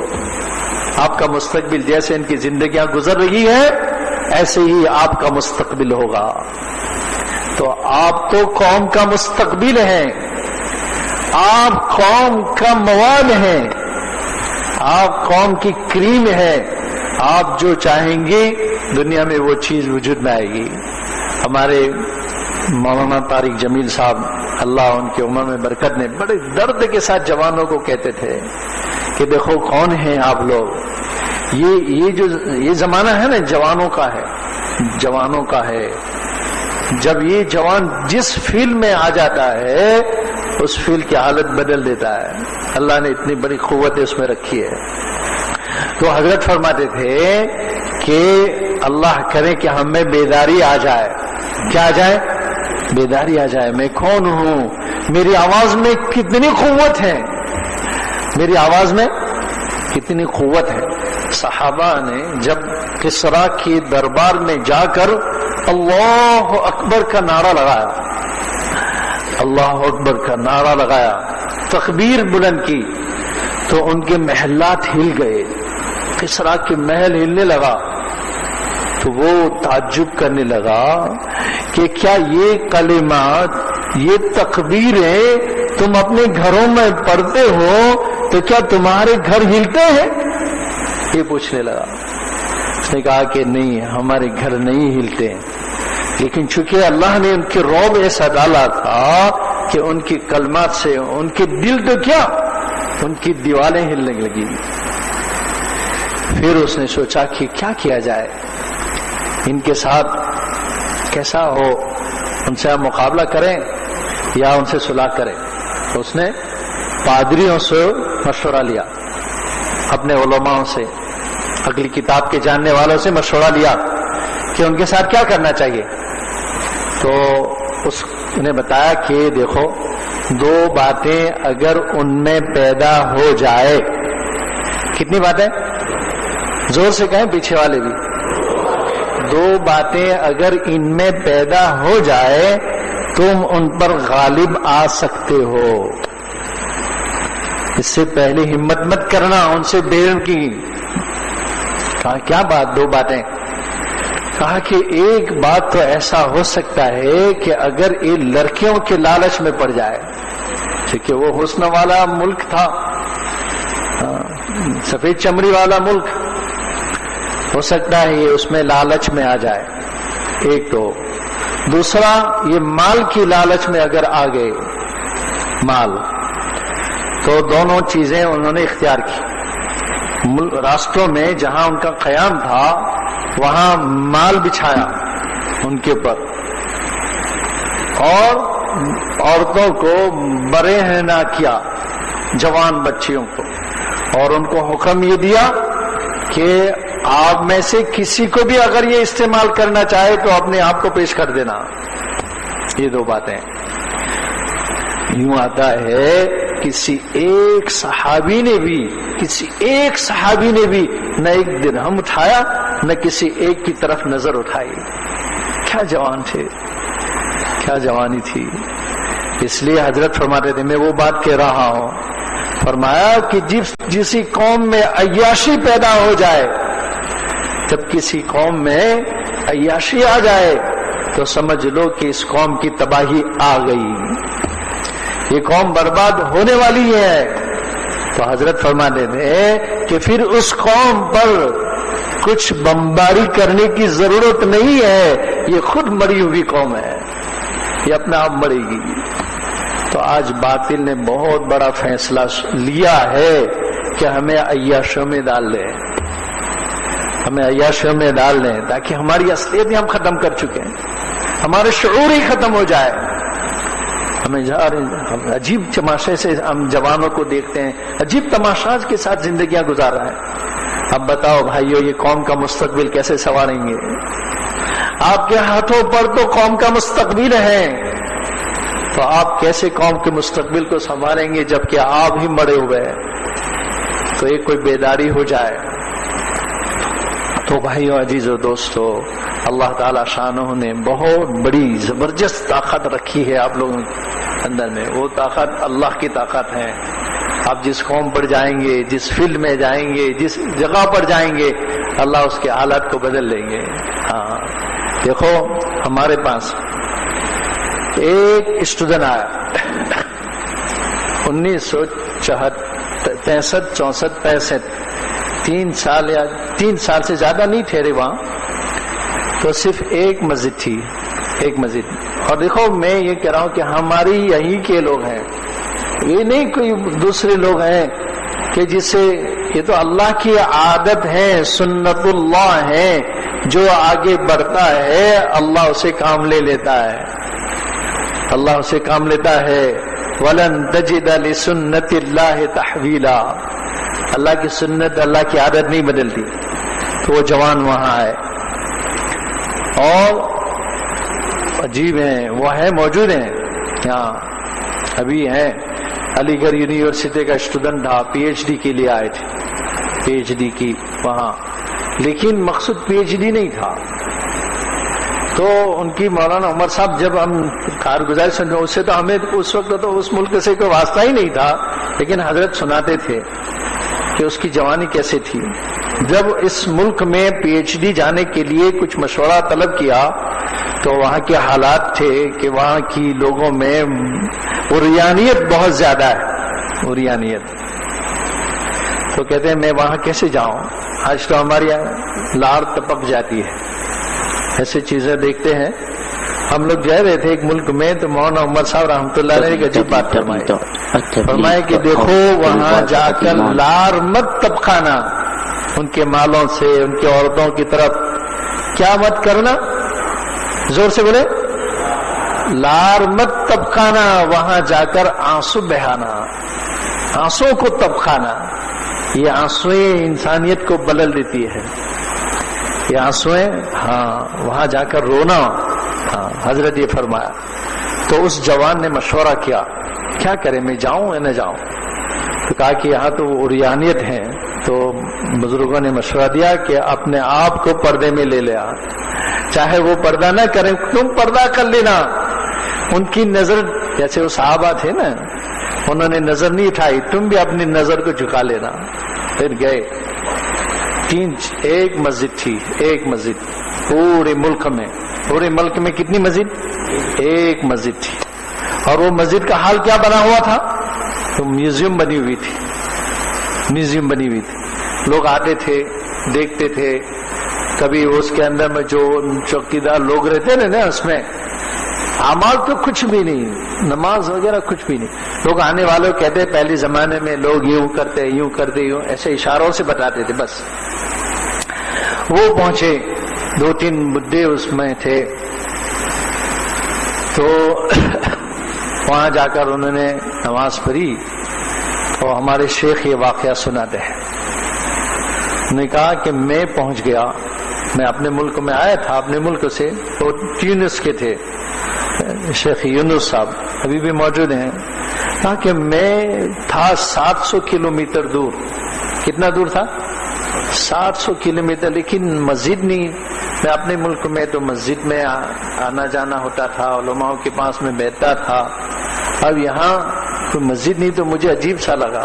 پھر کسی نے بتایا کہ ایک پیرس میں ایک مسجد ہے، پیرس، تو مجھے شوق ہوا کہ چلو وہاں مسجد ہے۔ تو میں نے 700 کلومیٹر کا سفر کیا کہ میں مسجد کے وہاں چلا جاؤں۔ اور میں جب وہاں پہنچا تو میں نے دیکھا کہ ایک جوان ہے، جوانی کا عالم ہے، داڑھی کے چند بال آئے ہوئے ہیں اور ٹوپی پہنے ہوئی ہے اور نماز پڑھ رہا ہے۔ تو مجھے ایسا محسوس ہوا کہ یہ کوئی سعودی مہمان آیا ہے، سعودی سے آیا ہوا ہوگا، یہاں والے تو کوئی ایسے ہے ہی نہیں۔ خیر جب نماز پڑھی ظہر کی تو پھر انہوں نے اعلان کیا، یہی، اور اعلان کیا بھائی بیٹھ جانا۔ اور یہ فضائل اعمال کی جو حدیث میں ہے نا، نبی صلی اللہ علیہ وسلم عائشہ رضی اللہ تعالیٰ عنہ فرماتی ہے کہ حضور صلی اللہ علیہ وسلم دولت قضا پر تشریف لائے، میں نے چہرے انور پر خاص اثر دیکھا، یہ حدیثیں پڑھی تو میرے دل پر عجیب بات ہوئی۔ پھر انہوں نے کہا کہ اچھا بتاؤ گشت کے لیے کون تیار ہے؟ تو میں تو کوئی جانتا نہیں تھا، لیکن مجھے اچھا لگا کہ یہ چلو یہ اچھے نے ہے، میں بھی بزرگوں کی صحبت میں تھا تو میں نے کہا میں تیار ہوں، تو ہم دونوں تیار ہو گئے۔ تو مجھے کہنے لگا کہ چلو ہم چلتے ہیں۔ کہاں جائیں گے؟ کہا کہ مسلمان کہاں رہتے ہیں مسلمانوں کے پاس؟ تو پھر مجھے کہا کہ دیکھو جیسے وہ میں نے ایک شعر کا واقعہ سنا تو کہنے لگے کہ مجھے کہنے لگے ثناء اللہ صاحب کہ تم تو صحابہ کی اولاد ہو، تمہارے جسم میں صحابہ کا خون ہے اور تم تو بہت بڑی عالی مقام رکھتے ہو۔ یہ مجھے کہا شجاع بہت چڑھا۔ پھر مجھے تو قرآن کی آیتیں یہ ساری چیزیں جہاں معلوم تھی تو مجھے کہا کہ تم اب بات کرنا، تو میں تو چاہتا تھا، وہ بھی جوان تھے دونوں۔ شروع کیا تو ہم ایک منزل پر گئے، 14 منزل کی عمارت تھی، 14 منزل۔ تو ہم نے وہاں اندر جانے کی اجازت مانگ، اندر جانے داخل ہوئے تو جو پہرا دیتا تھا نا تو اس نے ہمیں روک لیا کہ نہیں آپ کو اندر جانے کی اجازت نہیں ہے۔ تو ہم نے کہا کہ ہمیں اپنے مسلمان بھائیوں سے ملنا ہے، کہا کہ نہیں ہم آپ کو نہیں جانے دیں گے، اور پھر منع کر دیا۔ تو ہم لوگ واپس ہونے لگے تو ثناء اللہ صاحب نے کیا کہا کہ دیکھو ایسا کرتے ہیں کہ ہمیں قولی دعوت سے منع کیا گیا، ہم فعلی دعوت دیں گے۔ کہا کہ یہ کیسا؟ کہا کہ ہم یہاں اذان پڑھیں گے اور پھر نماز پڑھیں گے، پھر دیکھیں اللہ کیا کرتے ہیں۔ یہ بات مجھے کہی، میں نے کہا اچھا۔ تو وہاں ایک چادر بچھائی اور مجھے کہا تم اذان پڑھو۔ تو وہ کہنے لگے، میری آواز بہت صاف شفاف تھی اور میں نے جب اللہ اکبر کی جب اذان پڑھی تو سارے منزل والے نے کھڑکیاں کھول دی، اوپر سے دیکھ رہے ہیں کہ کیا ہو گیا، قیامت آ گئی۔ اور اس نے کیا کیا، جب ہم یہ حرکت کرتے تھے تو اس کے پاس کتا تھا شریر جو رکھتا ہے نا وہ، تو اس کتا ہمارے پیچھے چھوڑا تاکہ ہم یہاں سے بھی بھاگے۔ تو وہ اللہ کا کرنا تھا کہ وہ کتا ہمارے پاس ایسا بالکل مانوس جیسے ہم سے ہوا ہو، ایسے ہی جیسے دوست ہمارا ہو، اس طریقے سے دو مہلاتا ہوا ہمارے قریب میں آ کر بیٹھ گیا۔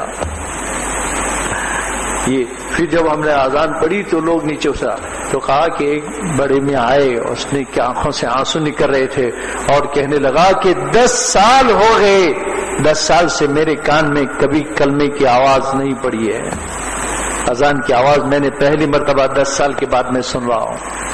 دیکھو بھائی عزیز و دوستو، پھر کہا لوگ جمع ہوئے، پھر بہت بڑا مجمع ہو گیا، لوگ غیر بھی دیکھنے لگے، پریکٹیکل کریں گے، دیکھو یہ پریکٹیکل دعوت کا اثر ہے۔ پھر کہنے لگے کہ دیکھو یہ چند منٹ کا اثر یہ ہے۔ یہ کتنی منٹ کا ہوئی؟ کہا کہ 45 منٹ، ایسا کچھ وقت گزرا تھا ہمارا۔ کہا کہ دیکھو ان کا اثر یہ ہے، اگر زندگیوں کا مقصد یہ بنا کر عمل کریں گے تو اس کا اثر اللہ کیا ڈالیں گے۔ پھر تو خیر اللہ نے ایسی حالت پیدا کی کہ اس ملک میں اس وقت میں 3,500 مساجدیں ہیں، 3,500 مساجد اور مصلے ہیں۔ ایک جوان مجھے ملا، میں نے ایک واقعہ سنا تھا کہ ان کا حال میں نے عجیب سنا تھا، تو مجھے مسجد میں ملا، بہت خوبصورت ماشاءاللہ، بالکل امامہ۔ آج تو ہمیں وہ چیزیں شرم جیسی لگتی ہے کہ ہم اپنے لباس کو بدل کر کیسے زندگی گزاریں۔ ہمارے مولانا بھائی فاروق صاحب ہیں، مولانا فاروق مکی، مکہ مکرمہ میں، مولانا سعید خان صاحب رحمۃ اللہ علیہ کے ساتھ بہت سارا وقت انہوں نے گزارا۔ تو مولانا سعید مکی صاحب کی مولانا فاروق صاحب ایک بات سنا دی کہ میں ایک ملک میں گیا جو بڑا مشہور ملک ہے، جیسے ہم سب جانتے ہیں اس ملک میں، تو میں نے ایک اسٹوڈنٹ کو دیکھا، یونیورسٹی کا اسٹوڈنٹ تھا، تو ان کا چہرہ، ان کے لباس، ان کا امامہ اور سنت کے ساتھ آنکھوں میں سرما، مجھے اس کو دیکھ کر میں نے اس سے پوچھا کہ بیٹا تجھے یہاں اس ماحول میں، اس لباس میں، اس طریقے سے رہنے میں شرم محسوس نہیں کرتا تو؟ اپنے شرم لاگے نا، کرتو پہروانی شرم لاگے، ٹوپی پہروانی شرم لاگے، اجی تو مسجد میں آوے تو بھی ٹوپی پہروانی شرم آوے گی. اور وہ کہاں پہنتا تھا؟ یونیورسٹی میں حضور کے لباس کو پہن کر. تو میں نے ان سے پوچھا کہ بیٹا تجھے یہاں اس ماحول میں، اس لباس میں شرم نہیں آئے گی؟ تو اس نے کیا جواب دیا؟ اللہ اکبر، کہو اللہ اکبر. اس نے جواب دیا کہ حضرت جو ننگے پھر رہے ہیں شرم تو اس کو آنی چاہیے جو ننگی حالت میں زندگی گزار رہے ہیں. مجھے تو فخر ہے میں میرے نبی کی سنت کے ساتھ یہاں آتا ہوں، مجھے تو اس پر فخر ہے، ہمیں فخر ہونا چاہیے. تو وہ ثناء اللہ صاحب تو چند سال رہے، لیکن اللہ نے ایسی فضا قائم کر دی کہ میں اس جوان کے سنا رہا تھا. بہت سارے جوان ہیں عجیب و قسم کے، آپ ان کے واقعات سنتے سنتے آپ کی حیرت رہ جائے گی کہ ان کی زندگی کیسے. وہ کہہ رہے تھے کہ میں نے پوچھا کیا بنی تھی تیرے ساتھ؟ مسجد میں تھا ماشاءاللہ، بہت مرکز میں بیٹھا ہوا تھا. تو میں نے کہا کہ کیا بنی تھی؟ کہا کہ میں پہلی مرتبہ جب میرے پاس وہاں کیا ہے، لوگ مخلوط ہیں، یعنی اسکول کے بچے یہ سارے کالے گورے سب مکس ہے، زندگی گزارے ہیں. اکیلے پن میں نہیں گزارتے ہیں، اکیلے پن میں نہیں گزارتے ہیں، وہاں سب مکس ہیں. ایک بات آپ کو بتا دیتا ہوں، دیکھو جب ہمارے اخلاق بگڑتے ہیں نا تو لوگ ہم سے دور چلے جاتے ہیں. حضرت جی انعام الحسن صاحب رحمۃ اللہ علیہ سے ایک مرتبہ کسی نے آ کر یوں کہا، بڑے شوق سے، یعنی کچھ اچھی کارگزاری سنا رہے نا، ایسے سنایا حضرت جی رحمۃ اللہ علیہ کو. کیا کہا کہ حضرت جی ہمارے محلے میں سے سارے غیر چلے گئے، اب سارا محلہ مسلمان کا ہو گیا. یہ خوشی کی بات سنائی، آپ بھی خوش ہیں نا ایسی بات سن گیا ہے؟ اب محلہ ہمارا ہو گیا. تو حضرت جی نے بڑے افسوس کے ساتھ بات بتائی، بڑے افسوس کے ساتھ کہ بھائی یہ لوگ تمہارا محلہ چھوڑ کر کیوں چلے گئے؟ اس لیے چلے گئے کہ تم نے اس کو تکلیف پہنچائی ہوگی، تمہاری حالتوں سے یہ بیزار ہو گئے، اس لیے انہوں نے اپنے پیارے گھر کو بھی چھوڑ کر چلے گئے. اگر تمہارے اچھا اخلاق ہوتے تو تم سے محبت کے ساتھ تمہارے ساتھ رہتے. آج ہمارا حال یہی بنا ہوا ہے، سب لوگ سے ہم نفرت کر رہے ہیں. تو اس نے سنا کہ ہم لوگ ساتھ میں رہتے تھے، ایک جماعت والے آئے تو مجھے بھی کہا کہ تم بھی آ جاؤ مسجد میں. ایسے آ جاتے ہیں الحمدللہ، ایسے ہی لوگ آتے ہیں، مسلمان بچے وہ بھی بالکل ایسے ہی ہوتے ہیں. آ گیا وہ کہ میں جب مسجد میں آیا تو مجھے اسے عجیب سے لگا، اور میرے دوست نے کہا یار تو بھی ایسا کر لے. ہم بھی ایک مرتبہ چل رہے تھے تو رات میں ایک بچہ ہمارے جماعت کے پاس آ کر سو گیا. رات ہوئی، چھوٹی سی مختصر رات تھی. میں نے دیکھا کہ یار کوئی ایک ہمارے ساتھی کے ساتھ کوئی ایک بچہ اور جوان تھا اس کی عمر کا، وہ بھی سویا ہوا ہے. تو ہم نے کہا کیا کریں؟ اس کو پوچھا تو کون ہے؟ کہا کہ میں یہاں آیا تھا گھومنے پھرنے کے لیے، رات ہو گئی تو مجھے کسی جوان بچوں نے کہا کہ تو یہ مسجد میں چلا جا، وہاں کچھ اور بچے بھی ہیں. تو ہماری جماعت کے ساتھی جو تھے نا انہوں نے ان کا اکرام کیا، استقبال کیا، ان کو پھر بستر دے دیا اور سلا دیا. میں نہیں تھا، تو میں نے جب دیکھا تو میں نے کہا کہ یہ کون ہے مسجد میں ہے؟ تو انہوں نے بتایا کہ اس طریقے سے گھومنے پھرنے والا جوان تھا، وہاں گیا ادھر. میں نے کہا آپ کیا کریں، یہ تو مسجد میں سویا ہوا ہے، معلوم نہیں باقی کی حالت میں ہے نہ باقی کی حالت میں ہے، کیا کریں؟ تو ہم نے پھر مشورہ کیا تو ساتھیوں نے بتایا کہ ایسا کر سکتے ہیں کہ ہم پیسہ دیتے ہیں اور اس کو کسی ہوٹل میں جا کر چھوڑ دیں گے، پیسہ ہم پے کر دیں گے اس ہوٹل کا کرایہ. پھر تھوڑی دیر میں پھر بات بنے کہ نہیں یار ایسا کیوں کریں، اس کو ہم اپنے پاس رکھیں، کوئی ایسا راستہ اختیار کریں. تو مسجد کے باہر کے حصے میں باہر کے حصے میں وہ کاروان جو گاڑی ہوتی ہے نا پوری، اس میں ساری چیزیں ہوتی ہے، بیڈ بھی ہوتا ہے، کچن بھی ہوتا ہے، لوگ گھومنے پھرنے کے لیے چلتے ہیں اس کو لے کر، کہا کہ اس میں ان کو سلا دے دو، اس میں اچھی چیزیں ہیں، وہاں ساری فیسلٹی ہیں۔ تو میں نے کہا ٹھیک ہے یہ بھی، لیکن یہ بیچارہ اکیلا وہاں کیسے سوئے گا، اس کو اکیلے کو وہاں اچھی چیز نہیں لگے گی۔ تو پھر کسی نے ایک رائے دی کہ اچھا مولانا صاحب ایسا کریں، یہ تو ہم سے مانوس ہو چکا ہے، اس کو غسل کروا دیتے ہیں۔ پھر میں نے کہا بہت اچھا ہے، پھر ان دو ساتھی نے غسل کروا لیا رات میں، پھر کسی نے کپڑا دے دیا، پائجامہ دیے، کرتا دیے، اب ایسا سو گیا ہمارے ساتھ۔ اور صبح میں اس کو کہا اب جا، چلا جا، تجھے جانا ہو۔ اس نے کہا کہ نہیں میں تو نہیں جاؤں گا، میں اب تمہارے ساتھ نہیں جاؤں گا۔ وہ پھر ٹھہرا، پھر ماشاءاللہ وہ بہت وقت گزارا ایمان میں، اور پھر ساری باتیں ہو گئی، اس کو اللہ نے پہنچایا۔ اللہ پہنچاتے ہیں، جب دلوں میں کوئی چیز ہوتی ہے نا تو اللہ اس کو کھینچتے ہیں آپ کے قلوب کی طرف۔ میں ایک عجیب بات فرما رہا تھا، دیکھو کرنل صاحب نے مجھے یہ واقعہ سنایا، کرنل امیر الدین صاحب بہت بڑے کمانڈر کے چیف تھے، تو وہ کرنل صاحب نے بہت بڑی بات سنائی۔ دیکھو میرا وقت تو کہہ رہے ہیں کہ 12 بجے پورا کرنا ہے، لیکن مجھے معلوم نہیں ہے کہ پورا ہو جائے یہ باتیں۔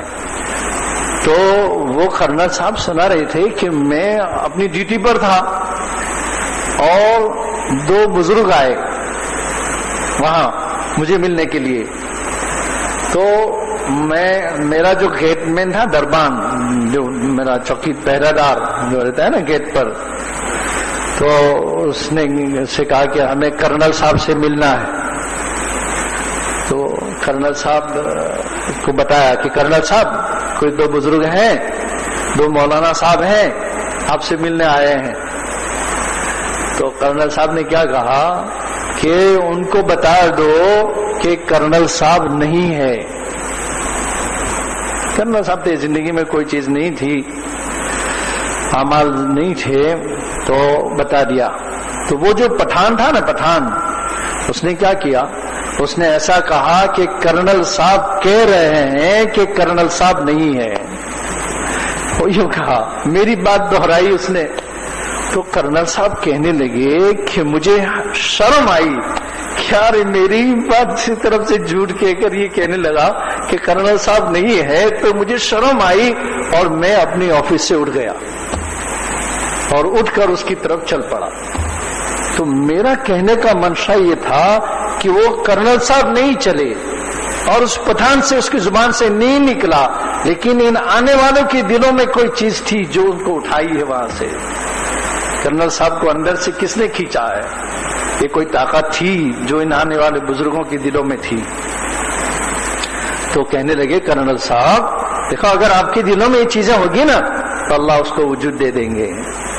تو کرنل صاحب کہنے لگے کہ جب میں باہر نکلا تو مجھے 2 بزرگ کون تھے، ایک مولانا عمر صاحب تھے اور ایک قاضی عبد الوہاب صاحب تھے ہمارے یہاں کے، اور کہا کہ انہوں نے مجھے سینے لگایا اور میری پیشانی پر بوسا دیا، میرے یہاں بوسا یہاں بوسا، اور مجھے عجیب سب محبت دی اور ایسے سینے سے لگا۔ پھر قاضی صاحب نے مجھے سینے سے لگا، پھر قاضی صاحب نے ایک شعر پڑھے، وہ کرنل صاحب نے مجھے سنایا۔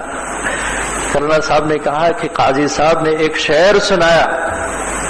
کیا شعر سنایا کہ قاضی صاحب فرمانے لگے کہ کرنل صاحب کو خطاب کر رہے ہیں، دیکھو بہت عجیب بات بتائی، فرمایا کہ کب تک چھپے گی کیری پتوں کے آر میں۔ کیا فرمایا؟ کب تک چھپے گی کیری پتوں کے آر میں۔ کیری معلوم ہے نا، آم پتوں میں چھپی ہوئی ہوتی ہے، پتہ بھی نہیں چلتا کہ اس کا کلر یہ اس کا ایک ہی ساتھ ہوتا ہے۔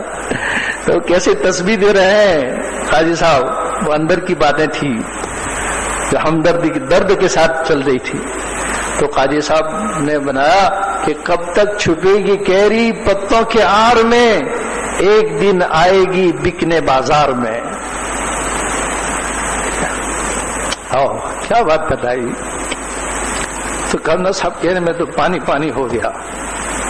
پھر چلے، ان کو لے گئے، پھر تو بہت بڑی بات سنائی کرنل صاحب نے، او ہو عجیب۔ اللہ نے ان کے ہاتھوں پر ہزاروں انسانوں کی ہدایت کر، اور میں تعداد نہیں بیان کروں گا آپ کے سامنے، کبھی پوچھ لینا اگر کوئی آ کر پوچھ لیتا۔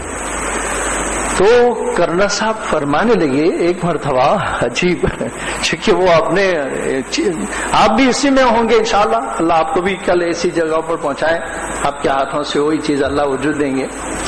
تو کرنل صاحب کہنے لگے کہ ایک مرتبہ اس کسی جگہ پر، علاقہ کا نام لیا میں نہیں لیتا ہوں، وہاں کے لوگوں نے جماعت کو مسجد میں آنے سے منع کر دیا کہ یہ جماعت والے یہاں نہیں آ سکتے ہیں، جماعت کو ٹھہرنے نہیں دیتے ہیں۔ تو کرنل صاحب کہنے لگے میری ڈیوٹی تھی اور میں تو ایسے ہی، مجھے تو حق تھا، میں اپنی فوج لے کر چلا گیا، میری ٹیم لے کر گیا، اور کہا کہ انہوں نے جب ہمیں دیکھا تو دروازے بند کر دیے، وہ لوگ اندر تھے، تو میں نے کہا کہ میں چھلانگ لگاتا ہوں اندر میں، تو ایسے آدمی تھے، تم کہا کہ میں چھلانگ لگاتا ہوں اور اندر جا کر دروازہ کھولوں گا اور تم سب داخل ہونا، سب کی پٹائی کرنا۔ تو کہا کہ میں داخل ہوا، دروازہ کھولا، سارے آگے اندر اور سب کو پٹائی کر کے سب کو بھگایا، اور کہا کہ ہم نے پھر اس مسجد میں قبضہ لے لیا کہ یہ ہماری مسجد۔ تو یہ بات حضرت جی رحمت اللہ علیہ کو پہنچی، مولانا انعام الحسن صاحب رحمت اللہ علیہ۔ عجیب بات، اللہ اکبر، کہو اللہ اکبر، ارے زور سے کہو کہ دل میں بھی کچھ اللہ اکبر کا۔ تو وہ کیا ہوا، کرنل صاحب کہنے لگے کہ میں جب نظام الدین پہنچا، حضرت جی رحمت اللہ علیہ نے مجھے دیکھ کر مسکرائے۔ حضرت جی کو یہ پتا چل گیا کہ کرنل صاحب نے ایسی حرکت کی ہے، تو خوش ہونا چاہیے نا، حضرت جی خوش ہونا چاہیے نا، ہاں۔ تو حضرت جی مجھے دیکھ کر مسکرائے، پھر حضرت جی نے فرمایا کرنل صاحب ہمیں مارنے والے نہیں چاہیے، ہمیں تو مار کھانے والے چاہیے۔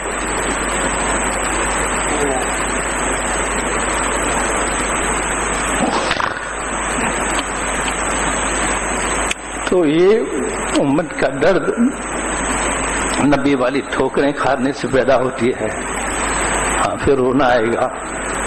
میں اکثر کہتا ہوں یہ جوان کا جب رونا ہوگا اللہ کے سامنے، اللہ کا عرش ہلا دیں گے یہ جوان۔ ہاں عجیب بات۔ خیر بھائی عزیزو دوستو، میں ایک آخری بات جو رہ گئی تھی وہ آپ کو بتا دیتا ہوں۔ جو آخری جماعت جناب رسول اللہ صلی اللہ علیہ وسلم نے بنائی، اس کے امیر بنائے گئے اسامہ ابن زید رضی اللہ تعالیٰ عنہ، یہ آخری جماعت تھی حضور صلی اللہ علیہ وسلم نے۔ تو خیر وہ لمبا واقعہ، مجھے ٹائم بھی نہیں ہے، تو وہ جماعت کے امیر تھے، 16 سال کی عمر تھی ان کی۔ اس کے اندر میں بڑے بڑے صحابہ تھے، بڑے بڑے صحابہ، عمر جیسے، ابو بکر جیسے، حضور نے ان کو ان کے ساتھ لگایا۔ امیر کون تھے؟ اسامہ ابن زید رضی اللہ تعالیٰ عنہ۔ تو کہنے کا منشا یہ تھا کہ اللہ کے نبی کو پتا تھا کہ اس سے کیا وجود میں آئے گا، اور آپ کی طبیعت علیل چل رہی تھی، آپ بہت بیمار ہوتے جا رہے تھے، آپ کی بیماری کے ایام چلے ہیں۔ تو بدھ کے روز سے آپ کے ایام چلے ہیں، بدھ، جمعرات، جمعہ، ہفتہ، اتوار، پیر میں جا کر آپ صلی اللہ علیہ وسلم دنیا سے رخصت ہوئے۔ تو بار بار آپ پوچھ رہے تھے کہ اسامہ کی جماعت روانہ ہوئی یا نہیں ہوئی، اسامہ کی جماعت کا کیا حال بنا، کہاں پہنچی، کہاں ہوا۔ تو لیکن وہ جماعت اس لیے رکی ہوئی تھی کہ کہیں ہم چلے گئے اور نبی صلی اللہ علیہ وسلم دنیا سے رخصت ہو جائیں گے تو ہم حضور کے آخری دیدار بھی نہیں کر پائیں گے، اس لیے وہ ٹھہرے ہوئے تھے۔ تو خیر میرا کہنے کا مقصد یہ تھا کہ اس وقت جو عالم بنا ہوا تھا، جو حال بنا ہوا تھا، جو حال اس دین پر آیا ہوا تھا، اس حال کی تاریخ کچھ نہیں کہہ سکتی کہ اس وقت کیا ہو سکتا تھا، لیکن وہ وقت نہیں ہے۔ لیکن اس جماعت کی برکت سے، اس جماعت کی برکت سے جو حال بدل گیا، اوہو عجیب تھا۔ وہ صحابہ کی ذلوں میں بھی بات نہیں اترتی تھی، بڑے بڑے صحابہ فرمانے لگے، عمر، ابو بکر رضی اللہ تعالیٰ عنہ سے فرمائے کہ حضرت ابوبکر نے فیصلہ دیا کہ اسامہ کی جماعت کو روانہ کرو. آپ دنیا سے تشریف لے گئے, جماعت ابھی ٹھہری ہوئی تھی, قیام پکڑ چکی تھی, لیکن روانہ نہیں ہوئی تھی. تو حضرت ابوبکر رضی اللہ تعالیٰ عنہ نے فرمایا کہ پہلا کام میں وہ کروں گا جو جناب رسول اللہ صلی اللہ علیہ وسلم جس کا حکم دیکھ چکے تھے. تو عمر رضی اللہ تعالیٰ عنہ کہنے لگے کہ اگر آپ اس کو روانہ کرو گے تو اس وقت مدینہ خالی ہو جائے گا, اور بڑے بڑے صحابہ اس میں موجود ہیں, اور آپ کس کو بھیج رہے ہیں؟ اس وقت پھر مدینہ پر کیا ہوگا؟ قوم حملہ کرے گی. اور ابوبکر کو جوش آیا اور فرمانے لگے کہ عمر, تم زمانے جہالت میں تو تم بڑے جبار تھے اور اب تم بزدلی بتا رہے ہو, یوں کہنے لگے ابوبکر. تو فرمایا کہ اگر یہ وقت آ جائے کہ مدینہ خالی ہو جائے اور دشمن مدینہ پر حملہ کر دیں, اور اس حملے کی وجہ سے سارے مدینہ کی عورتیں کی لاشیں پڑ جائے, ازواج مطہرات کی لاشیں پڑ جائے, اور اس کو دفن کرنے والا کوئی نہ رہے, اور جنگل کے درندے آئے اور اس لاشوں کو کھینچ کر چلی جائے, امہات المومنین کے لاشوں کو اگر یہ درندے کھینچ کر لے جائے تو ابوبکر اس کو برداشت کر سکتا ہے, لیکن ابوبکر اللہ کے دین کی کمی کو برداشت نہیں کر سکتا. تو حضرت عمر فرماتے تھے کہ کسی نے ان کے زمانے میں ایک بات بتائی کہ آپ کی ہاتھوں پر اللہ نے بہت بڑی فتح کر دی. تو حضرت عمر نے فرمایا کہ ابوبکر کی ایک رات اور ابوبکر کا ایک دن عمر کی پوری زندگی کے پورے اعمال اس رات اور دن کا مقابلہ نہیں کر سکتے. اچھا کہ رات کون سی تھی؟ بتایا رات جو تھی وہ غار ثور میں آپ نے قیام پکڑا تھا. ابوبکر کی بے چینی اور بے قراری جو تھی بھائیو عزیزو دوستو, اور دین وہ جو تھا جس دن جناب رسول اللہ صلی اللہ علیہ وسلم دنیا سے تشریف لے گئے, تو اللہ نے ہمارے ہاتھوں پر معلوم نہیں بھائیو عزیزو دوستو بہت بڑی چیزیں رکھی ہے. اچھا اس زمان کا واقعہ بھی رہ گیا جس کو میں نے کہا مسجد میں مجھے ملا, انشاءاللہ اللہ نے کبھی موقع رہا دوبارہ, لیکن مقصود یہ واقعات سنانا نہیں ہے. میرے اور آپ کے اس باتوں سے اثر لینے سے بات پوری نہیں ہو جائے گی, میری آنکھوں سے چند قطرے بہ جانے سے بات ختم نہیں ہوگی. ہم سب کو اٹھنا پڑے گا اللہ کے دین کے لیے. پھر اللہ کی غیبی مدد اور نصرت ہمارا انتظار کر رہی ہے, سامنے کھڑی ہے. اللہ تمہارا ایسے استقبال کریں گے جیسے اللہ نے صحابوں کا استقبال کیا ہے. پانیوں میں راستے ملے ہیں, ہاں دریا کے اور فار کھانے والے جانوروں نے رہبری کی ہے. یہ سب کے ساتھ اللہ کا یہ معاملہ دستور ہے, آج بھی ہے, کل بھی رہا, پہلے بھی رہا, آج بھی رہے گا. کریں گے انشاءاللہ. باقی مجلس جو ہے انشاءاللہ اس کے متعلق ابھی